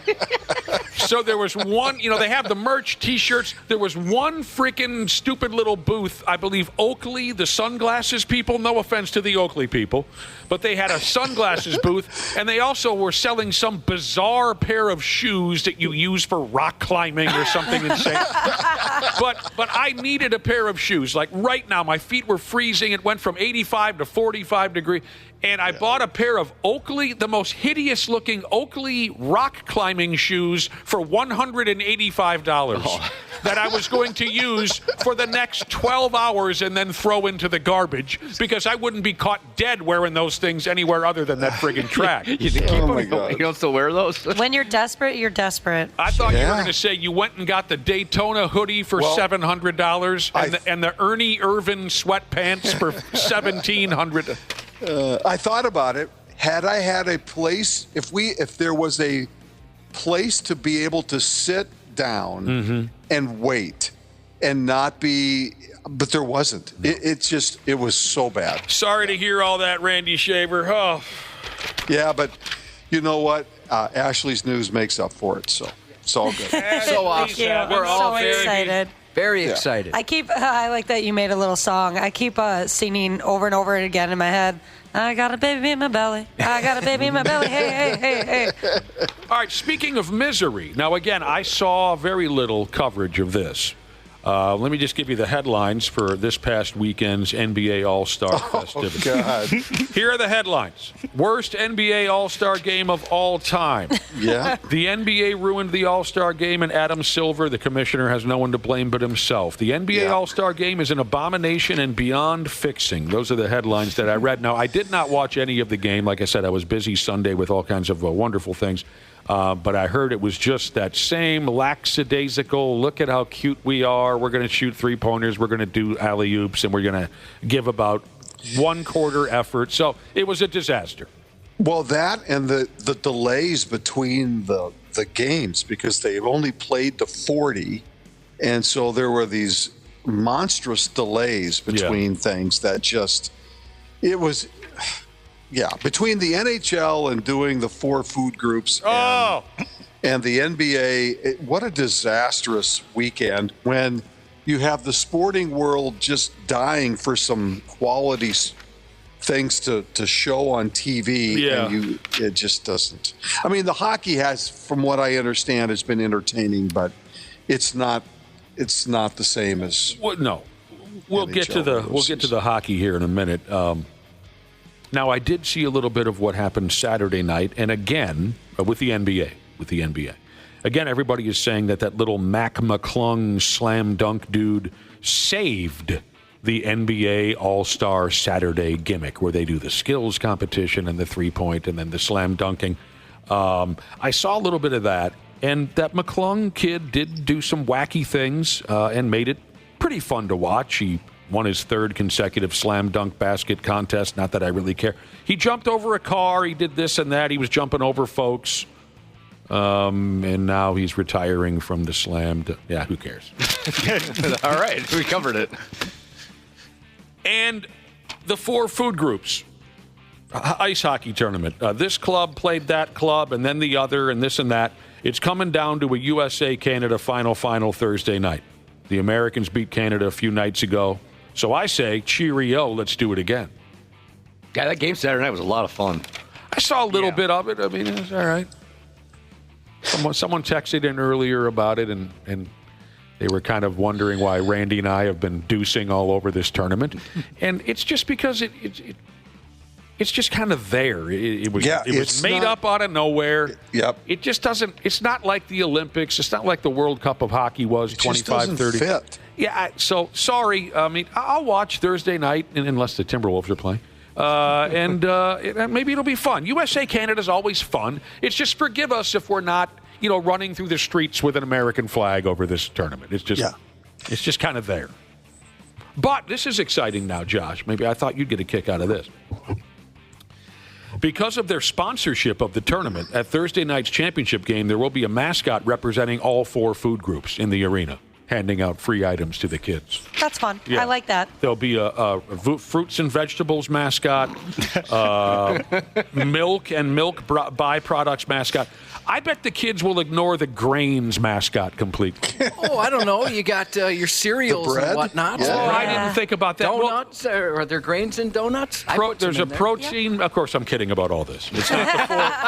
It's not the 4 food groups. It's 4 something else. That would still be pretty the Fornic Nations, I believe they're calling it. We'll see what happens with that. I was telling everyone earlier, Randy, normally I'd be awfully psyched for a Tuesday night Golden Gopher basketball game, but then I read that it starts at 9:30. Yeah, but it's at the historic Pauley Pavilion, It right? is. UCLA. They're playing the University of California at Los Angeles. And they have fought their way to a position to make the Big Ten tournament. There you go. I mean, they beat USC. They did. I mean, they're figuring out a way to get into that Big Ten tournament. Not that it's going to lead to some miracle. I doubt that it will. But you got to give them some credit for fighting their way to where they are. Absolutely. Right now. I dig the idea of playing UCLA and USC, but the hours suck if you're on the road. The hours suck. Right. Saquon Barkley, running back for the wonderful, glorious Super Bowl champion Philadelphia Eagles, who we should all be grateful for until the day that we die. We all should be very grateful to this year's Philadelphia Eagles for what they did. Right. And boy, is Saquon Barkley a nice guy. He had a terrific season, of course, and he knows he wouldn't be Dick without his offensive line ski. He gifted every one of those big bastards on his offensive line. He gifted every one of them a brand new pickup truck, each of them filled with canned beer. That's cool. That's amazing. Really great. A Wow. brand new pickup truck. And I'll tell you about the beer here in a minute. What's a new pickup going for nowadays, Josh? $75,000? For a pretty nice one. For a nice one, you could spend way more than that if you wanted to. Sure, and he's got all the money in the world. Of course, I don't want anyone texting in saying, well, his contract is worth it. We know the guy's got it. Yeah, but right. 5, 6, 7, 8 guys on the offensive line, maybe, I don't know. Each of them, each truck reportedly held 90 cases of beer. Wow. Oh, my God. I should have tried harder at sports. Yeah. I don't think it would have made a difference. No offense. He 90 cases of beer inside each of those pickup trucks. He really likes the guys who block for him. I understand he went on the Jimmy Fallon television show recently alongside the starting quarterback there for the Eagles, Jimmy Pip Bomber. What the hell is it? Jalen Hurts. Pip Bomber was right. And they insisted all their offensive linemen came with them to the television show, and I understand they shotgunned Steve Weiser's on the show. I didn't see it, but oh man, that's a nice. That's pretty cool. Yeah, that's really nice cool. Damn thing. I mean, the guy rushed for over 2,000 yards. That doesn't happen. It just doesn't happen very often. And he had a record-setting year. He won a Super Bowl. He got out of New York. I mean, all those things. That's a big accomplishment. All those things added up to a great season. We know that the average shelf life of a running back is not that many years, and so when you have a season like that, it's who can blame him for celebrating the way he did? And you're right. That's a great dude to do that. He didn't have to do all. He didn't have to do all that. No, I could have got him a watch or something boring like that. Didn't have to do a damn thing. Hey, Josh, you know that 4 Nations ice hockey tournament? Yeah. Where there's only 4 nations involved? That's all they have. But there are more than 4. Anyway, Josh, did you know that if you were there, it would be the fornication? Oh, that's what I said. Yeah. You said that already? Yeah. I missed that completely, and now I feel terrible. What else is going on? We got to get going here shortly. I'm going to save some of this stuff for when we talk to Brad Ryder tomorrow so I can hear him come uncorked. Folks are talking about, I don't follow the soccer team here in town. Minnesota United, is that what they're called? Yep. They've got some new jerseys that they'll be wearing. Well, first, Dana's got to know about this. and there's no way in hell I'm calling them a kit. No way in hell. Jerseys, uniforms. I'm not calling it a friggin' kit. This isn't Birmingham, England. Will you call this is cleats friggin' boots? Minnesota. Huh? Will you call the cleats boots? Nope. That's what they call them, boots? Yep. Yeah. No. Why? Because they're idiots. That's why. They're I idiots. don't like that. That actually makes me mad. They've got some new jerseys that they released to the public. Here's the new jersey you can buy. The season comes up here shortly. Why do they begin their season in this league? Why do they begin their season in the dead of winter? Yeah, I don't know. Okay. There's been a lot of talk about that over the last few years. But everyone... Why don't they just play more games when the weather's nice? Yeah. It seems like there's always like a 2-week break between games. I don't know. I don't follow it, but their new jerseys, people are making fun of them because it looks like they're covered in semen. Yeah, it does. They really do. Yeah. Oh, boy. These are up on 93x.com if you want to take a look. Like a Justin Verlander Bukkake level. Yeah. It's a lot. Or It's not a little, it's a lot. Yeah. Or like throw up. It looks like man. throw up, too. Yeah, that's weird. They tried to make it look like they were covered in lake water or something, you know what I mean? Like, because we can't get over the fact that there's lakes in this area, so everything has to be lake-oriented until the day that we die. I see that. All right. So, but people say it looks like bird turds or spermatozoa. Yeah, kind of does. Yeah, I mean, there's no way around there's it. not a single person that works with them that was like, hey, yeah, this looks like semen. Come on. I'm sure somebody said that. Somebody must have. They got some hip folks over there, don't they? Yeah, might be one of those things where they knew it would get some attention. All right, so look for those online. Look for those online. Buy that one and wear that to your buddy's beer party. Oh, my gosh. There you go. My head's going to explode. Now I'm looking at the shirt and I'm reading the replies, and why do they call them kits? Ashley, don't do this. Don't get us involved in this. It's all English. It's all very superior, elitist type stuff. They want to look nice when they're out on the pitch, Ashley. I'll tell you what. If you wear this in public, you might get your ass kicked. You might get your ass kicked. We have a listener that's texted in to say that the 4 food groups ice hockey tournament is more fun than the Stanley Cup playoffs. A lot of people seem to love it. Yeah, they do. More fun. The ratings are off the charts. And I'm happy that people are enjoying it, and I'm happy about the ratings. But to call this more fun than the Stanley Cup playoffs is absolutely silly. No round-robin tournament ever could be more fun than the Stanley Cup playoffs. Right. Please, I know you want to get into it, and it feels good to get into it. Yeah. But don't ever say it's better than the Stanley Cup friggin' playoffs. Yep. Gordie Howe is digging himself out from his grave right now to have a conversation with anyone who thinks that this tournament is better than the Stanley Cup playoffs. One more thing. Some unlucky bull rider got gored in the neck and almost died at the bull riding show a few days ago. That was something. People need to stop doing this. That was really bad. Can't believe he survived. Gored in the throat, Randy, by the bull's horn ski. Yeah, that's... And he sprayed, they say here he sprayed over... He sprayed over 2 gallons of blood in front of the crowd like he was... my God. Like he was effing Clint Malarchuk in 1989. That is a scene. Oh, my gosh. But he's going to make it, and he's going to go back to bull riding. No, dude, stop. Find a new hobby, Sit on man. the couch. Yeah, really. Anything. Gosh. Remember that guy that took that horn right in the friggin' can ski? Yeah. Yep. Yeah. He came back, too, didn't he? He came back. It just might be a sign, you know? Yeah. I mean, he took it. There might as well have been a condom on that bull's horn. Yeah, it was bad. It entered him so perfectly. Oh, my God.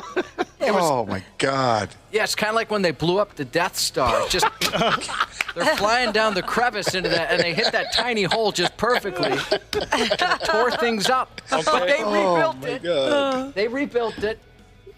They blew it up again.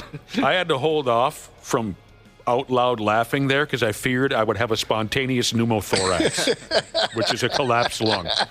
It was.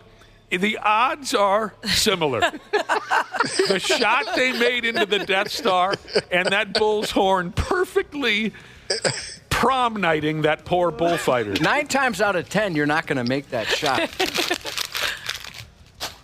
We got to stop this now. We're all sick here, Randy. I don't know if you know that, but everyone's sick. Oh, boy. And so part of the reason why I didn't want to laugh out loud so hard at Josh's joke is I thought maybe I wouldn't come back from it. So, yeah. Dana looks terrible, sounds terrible, smells terrible. He's got a little spittle on his kit, I noticed. Yeah. We're all coming. Randy, nice talking to you again. Sorry about your Daytona experience. That's okay. That's all right. But, we survived. We'll talk with you and Brad Ryder tomorrow, and we'll have a hell of a time. Thanks, pal. You bet. See you. So long, Randy. We'll be back in a few minutes on the Half-Assed Morning Show. The 93X Half-Assed Morning Show. They got their heads up their ass. On 93X. Dana here to tell you all about my new friends at Standard Heating and Air Conditioning. You see, I've been doing apartment living ever since my parents kicked me out back in the day, but now I'm back living in a house. I'm absolutely clueless when it comes to any project. That's where Standard comes into play. They cranked on my furnace to get it really cooking for another cold winter. And think about this. Standard's been doing this for over 95 years. That means at one point, they made sure your great-grandpappy was all nice and warm in his butt-flap jammies. So get in touch with the folks at standardheating.com and make sure you ask about becoming a Smart Club member. That's standardheating.com. This episode is brought to you by Progressive Insurance. Do you ever think about switching insurance companies to see if you could save some cash? Progressive makes it easy. Just drop in some details about yourself and see if you're eligible to save money when you bundle your home and auto policies. The process only takes minutes, and it could mean hundreds more in your pocket. Visit Progressive.com after this episode to see if you could save. Progressive Casualty Insurance Company and Affiliates. Potential savings will vary. Not available in all states. No one knows music like Rolling Stone. Senior writer Brian Hyatt talks the biggest music news from the biggest stars. Raphael Sadiq. So there's a whole lot to talk about. Bodyguard, that's kind of your song. Did you originally intend it for Beyonce? Everything is for me in the beginning. Okay. Take us through the life story of the Notorious B.I.G. Here's this 14-year-old kid who feels like a prodigy. We were also supposed to have an interview with Ghostface Killah, but he kind of ghosted on us, which I guess is appropriate. Rolling Stone Music Now. Follow and listen on your favorite platform. Just be mindful, move out of their way, and just move on. The 93X Half-Assed Morning Show. Thank you so damn much.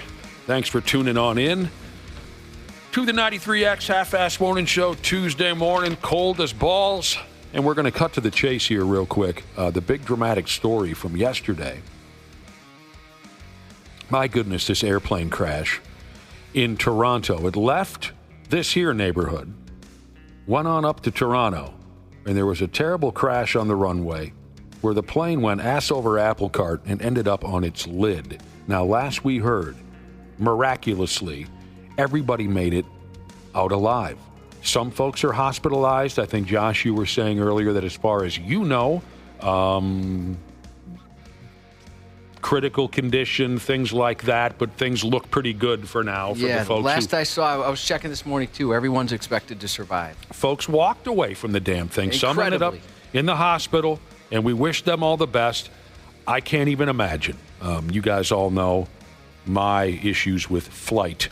A few big, tough, barrel-chested Minnesotans were on that airplane, including a listener of this here radio program who texted in earlier when we were discussing the crash and said, I was on the pig. And he's been nice enough now to set aside some time to tell us about the experience, which I'm sure was beyond anything any of us could ever imagine. Traveling IT Jesus is on the phone. I recognize the name from past text messages. Thank you for listening for all these years, Traveling IT Jesus. All right, good morning. Good morning to you, and thank you. Thankfully, you are able to have a conversation with us. Hey, it was scary, but I heard your harrowing story earlier today. I think you got me beat, buddy. You're talking about within the ambulance. Earlier, I was talking about how I got whisked out of here Thursday in an ambulance. They took me to HCMC to the intensive care unit. They thought I was having a stroke. As concerning as that moment was in my life, I don't think it can compare in a million years to a plane crash where the plane ends up upside down. Traveling IT. It's obviously in my name. I do quite a bit of traveling all around the country, all around the world. First time for everything. Hopefully the last time. Right. But it's one of those things. You're just coming down and you're going, this is weird. This is a really rough landing, and holy crap, why are we turning onto our right side? Oh my God, we're upside down. So one of the things we were wondering, Traveling IT Jesus, was if they said ahead of time, hey, you know what, this is going to be rough. Did they say anything to you? I honestly, I had my noise canceling headphones in, and I didn't hear a whole lot of the pilot announcements. But there was no concern, no dread or anything on any of the people around me, and so I wasn't concerned. And like I said, it just happens. I was telling somebody it happened so fast, but it really lasted a long time. Yeah. When you're sliding at 300 miles an hour down the runway on the top, and you're going, I hope this lid doesn't give way because I'm done for. So were you strapped in at the time? I'd imagine your seatbelt's on. Were you just hanging upside down? Yeah. Those seatbelts are more sturdy than you think because I'm a big fella. Your mood is something. I mean, you're speaking to us in a way that leads me to believe that you've already come to grips with this. I think I would be giving a much more dramatic delivery, but I'm here with this is Nick's worst nightmare: a plane crash with 3 of your colleagues, and you're here for work. But so you're calling us from Toronto right now? Yes, yeah. We're in a hotel. We're fixing to get home. Our company is nice enough. They're sending a charter plane. There's 4 of us, and they're sending a charter to bring us home to reunite with our families. What an unbelievable... Tell us more, if you don't mind. We're talking to a listener, Traveling IT Jesus, who was in the Toronto plane crash. Tell us more about when you flipped over. Was there a lot of screaming? Were people silent? Because I've seen movies before, and they were based on true stories where they talk about how it was oddly silent. There wasn't a lot of screaming and crying. It was just people were just locked in and waiting for the next disaster to happen. It was a huge, just a huge crash.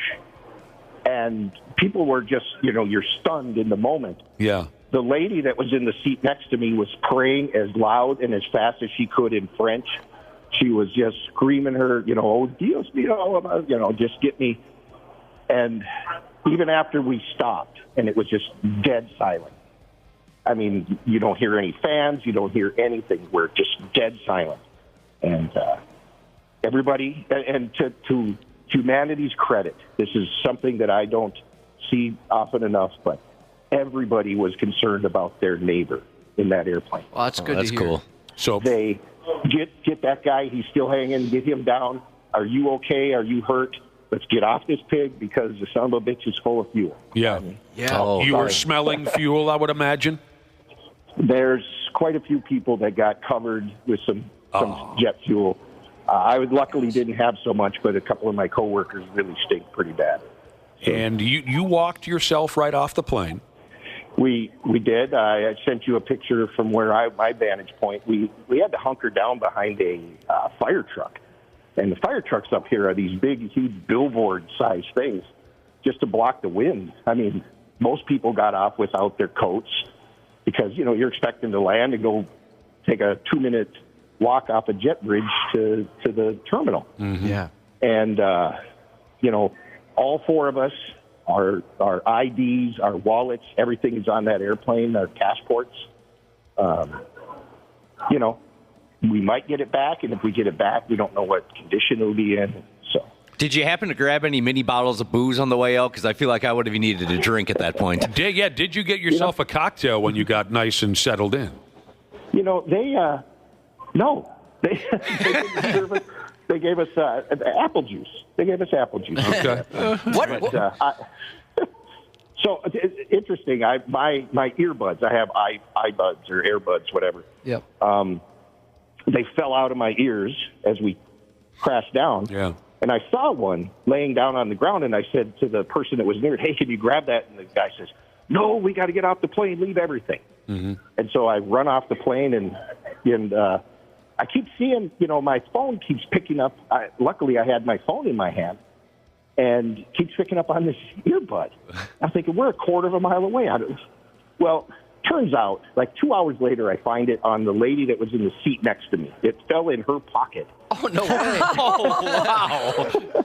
And I did, find my iDevice, and there it was. And she's like, here, and I'm like, oh, my God. So I have one earbud. Crazy. And so. Are you a married guy? You got kids traveling IT? Jesus? Yeah. Actually, the very first thing I did, I got my phone, and we were still upside down, trapped in the plane. I called my wife. Yeah.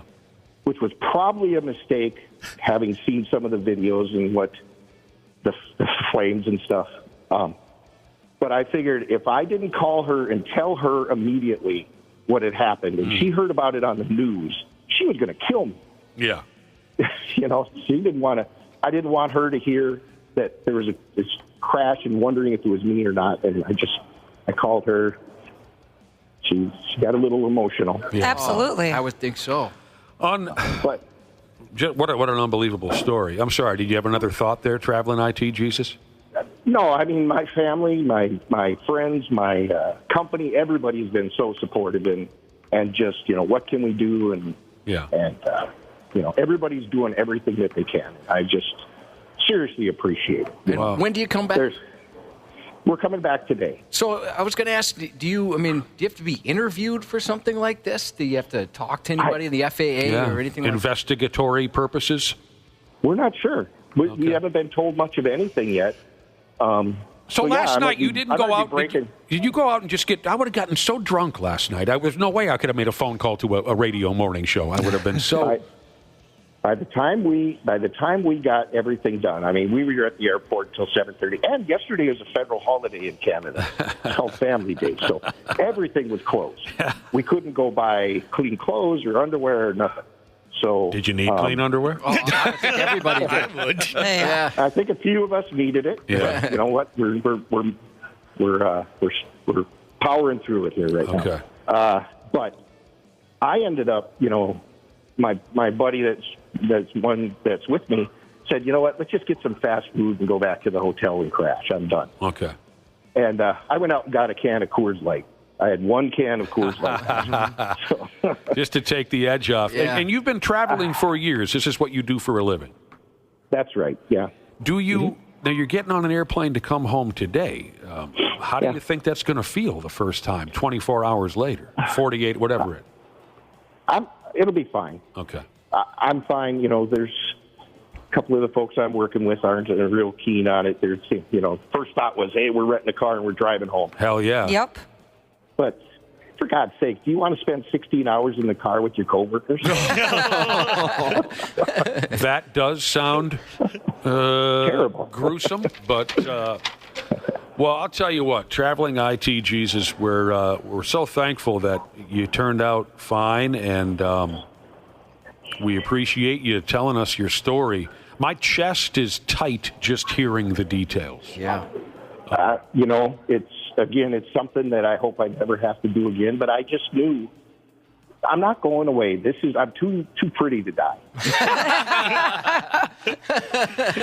You got a few more things to do with that pretty face and gorgeous body that you're hauling around. And I tell my boss, I'm literally 200 days away from retirement. So I don't want to go out like this. Thank you very much for your call, Traveling IT Jesus, and we hope to hear from you again when you get back home. Thanks, buddy, and congratulations. What do you say to someone who is not congratulations?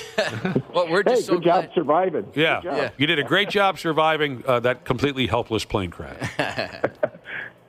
Take care of yourself. I appreciate you guys for what you do for me on a day-to-day. Wow, it's awful kind of you. Awful kind. Way too kind. Yeah. Say hi to the boys and gals there that you're traveling with, and we'll talk to you when you get home. Yeah, they're listening in. They're giving us a thumbs up. Wonderful, wonderful. Thanks, man. All right, thank you. See ya. Jeez, Louise. What a great guy. As you mentioned, he is a regular texter. He's always got something funny to say, and obviously a great interview there too. Calm, as you brought up, very calm. He's wasn't hyped up. I think my voice would be trembling retelling that story. I don't know if I'd be ready to talk about No, it. right. And like I said, I think I would have gone out. I would have had no money left.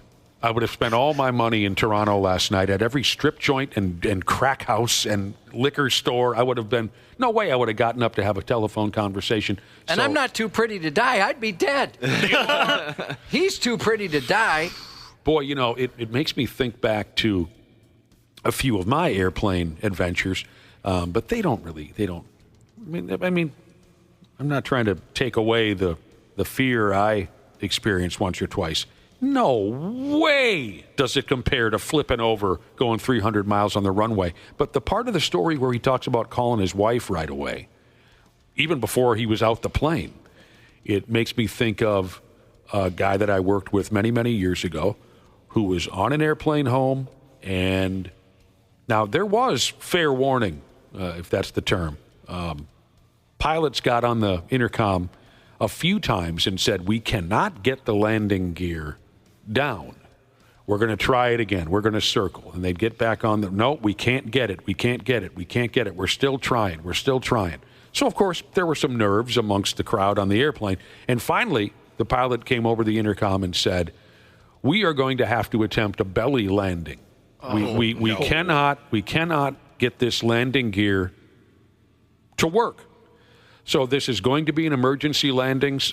Flight attendants begin preparing the cabin for emergency. So they they go through the routine. This is what you do. You bend over, you kiss your ass goodbye, you grab your ankles, whatever the gimmick is, right?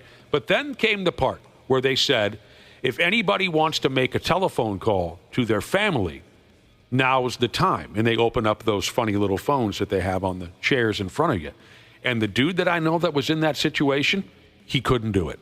He said he just could not call his wife, and he had 2 tiny little kids at home at the time. He said, I could not make that phone call. He said others did, but he couldn't. What do you think you could do that, Josh? Or would you just say, look, I'll let her buck, and if I'm alive at the end, I'll call them and say I love you. If I'm not, they knew ahead of time anyway. Yeah, I don't think I'd make that call. Yeah, he couldn't either. I would definitely make that phone call. You would? Oh, I would. It would be hard to decide between my fiance or my mom. Oh, I thought you were going to say Whopper or Well, I think they'd let you really make. Hard. It's not prison. I think they would let you make more than one.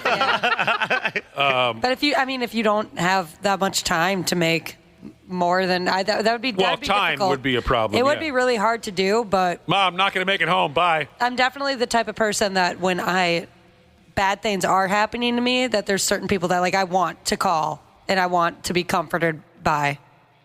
Sure. Yeah, sure. I can understand that. I mean, I'm certainly probably a lot of people made the call. I don't know if I would. I think I'd be able to make that phone call, but who knows until you're in that moment. And certainly your circumstances come into play. Yeah, I'm a 53-year-old man. My wife is, I think, older than me. That was a joke. But we don't have any little kids at home or anything like that. I think that doesn't that depend? If you had little kids, I don't know if I could make that call. But with, a couple of old timers, whatever. Plus I just picture what my wife would be thinking, and I'm sure she'd be thinking after I explained it, this could have been a text. How bogus, dude. I think I'd almost rather not know. I mean, if they gave me that fair warning, I'd probably just go unchained. You know what I'm saying? You son of a bitch. He's turned this into the beginning of a long, final 15 minutes of Van Halen song references. I mean, we ain't going to be talking about love for the next 15 minutes. We're going to be dumping Van Halen references on you. It's going to be the mean streets of Van Halen references from here on. It's going to be just a sinner's swing. Oh, my God. Gosh. Thanks again to Traveling IT Jesus. What a story. I can't even begin to imagine. Heck of a guy. Well, polish up your dog, schlong, because you're about to score. If your job is scoring, you'll never work a day in your life. The 93X Half-Assed Morning Show.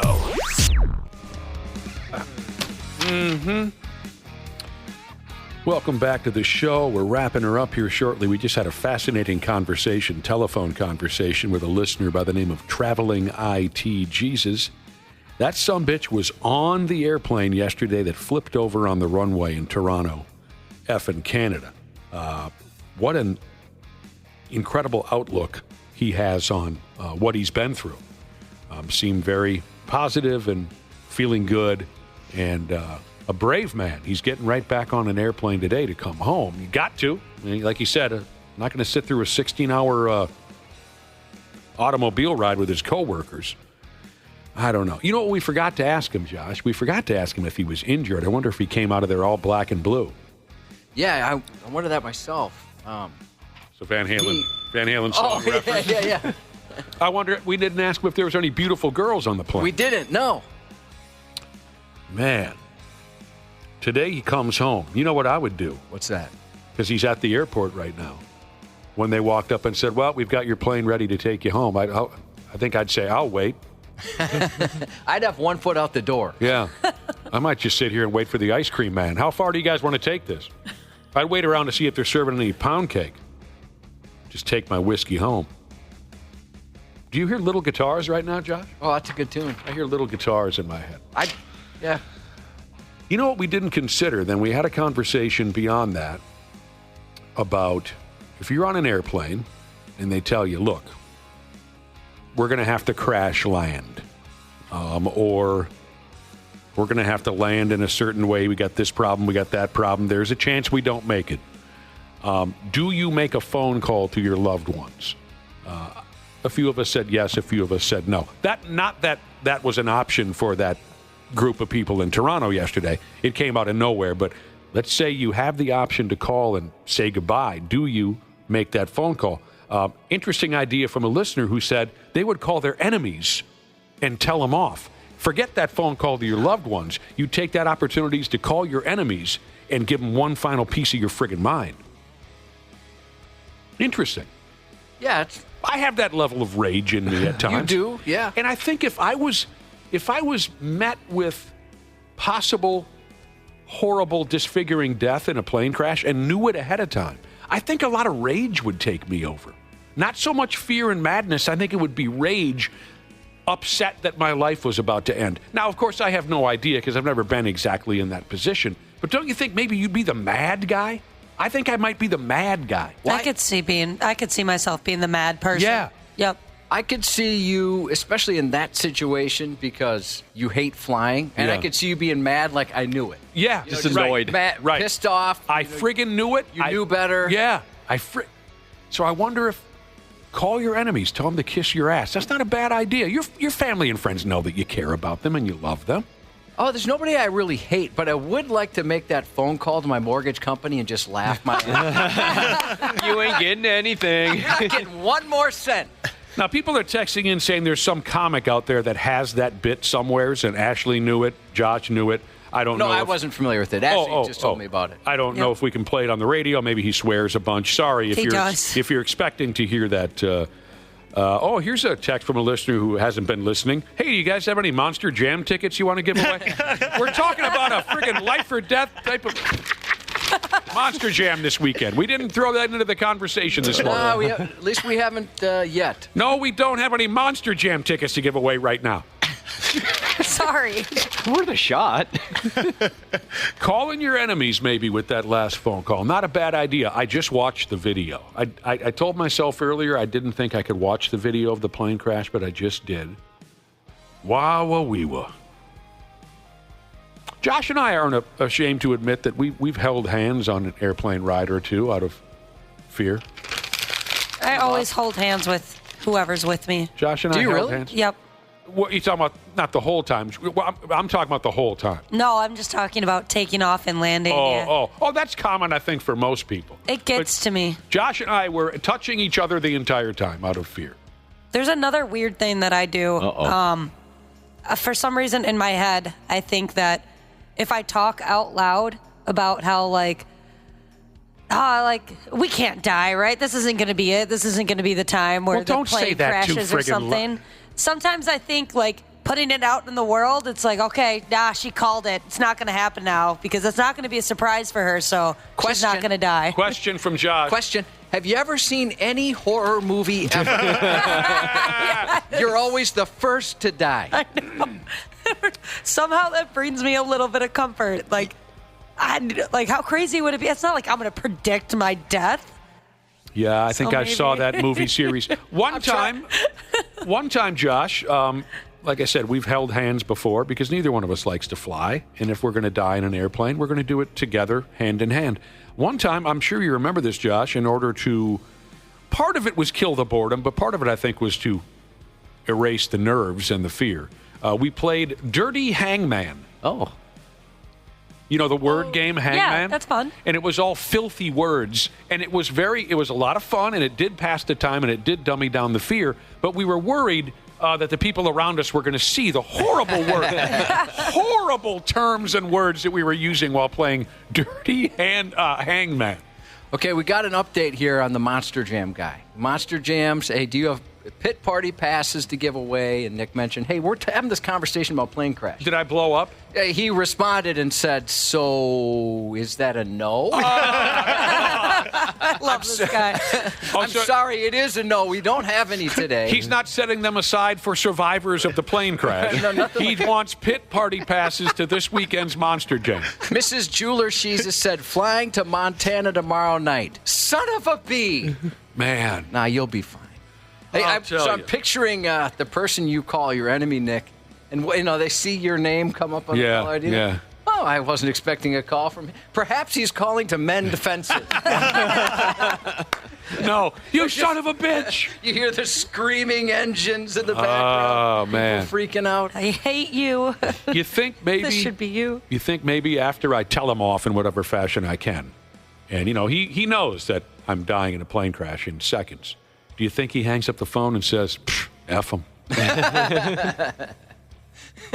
I know it sounds cold, but do you think maybe he would just say, F him? Probably. Finally. One of those motorized cars, I don't know the terms, I'm sorry, but those motorized carts that bring your luggage out, maybe he shows up at the airport in case you survive to run you down and finish the job. I'll tell you a cold-blooded story on the topic. One of my oldest buddies, Hellraiser, the ultimate Hellraiser. And years ago, we would go to this certain roadhouse, and we were pretty much regulars there. And, of course, there were other regulars there. And my buddy, let's call him Donnie, at the end of every night we drank there, Donnie would be nose to nose with this other guy, screaming, shouting. They got in a few fist fights. They just did not like each other. I'll go as far as to say they hated each other. Donnie and this dude. Nose to nose, screaming, yelling, fist fights. That's just the relationship they had. And unfortunately, we were all regulars at the same bar. Well, fast forward 5-6 years, and this other guy died. Matter of fact, it made the papers somehow.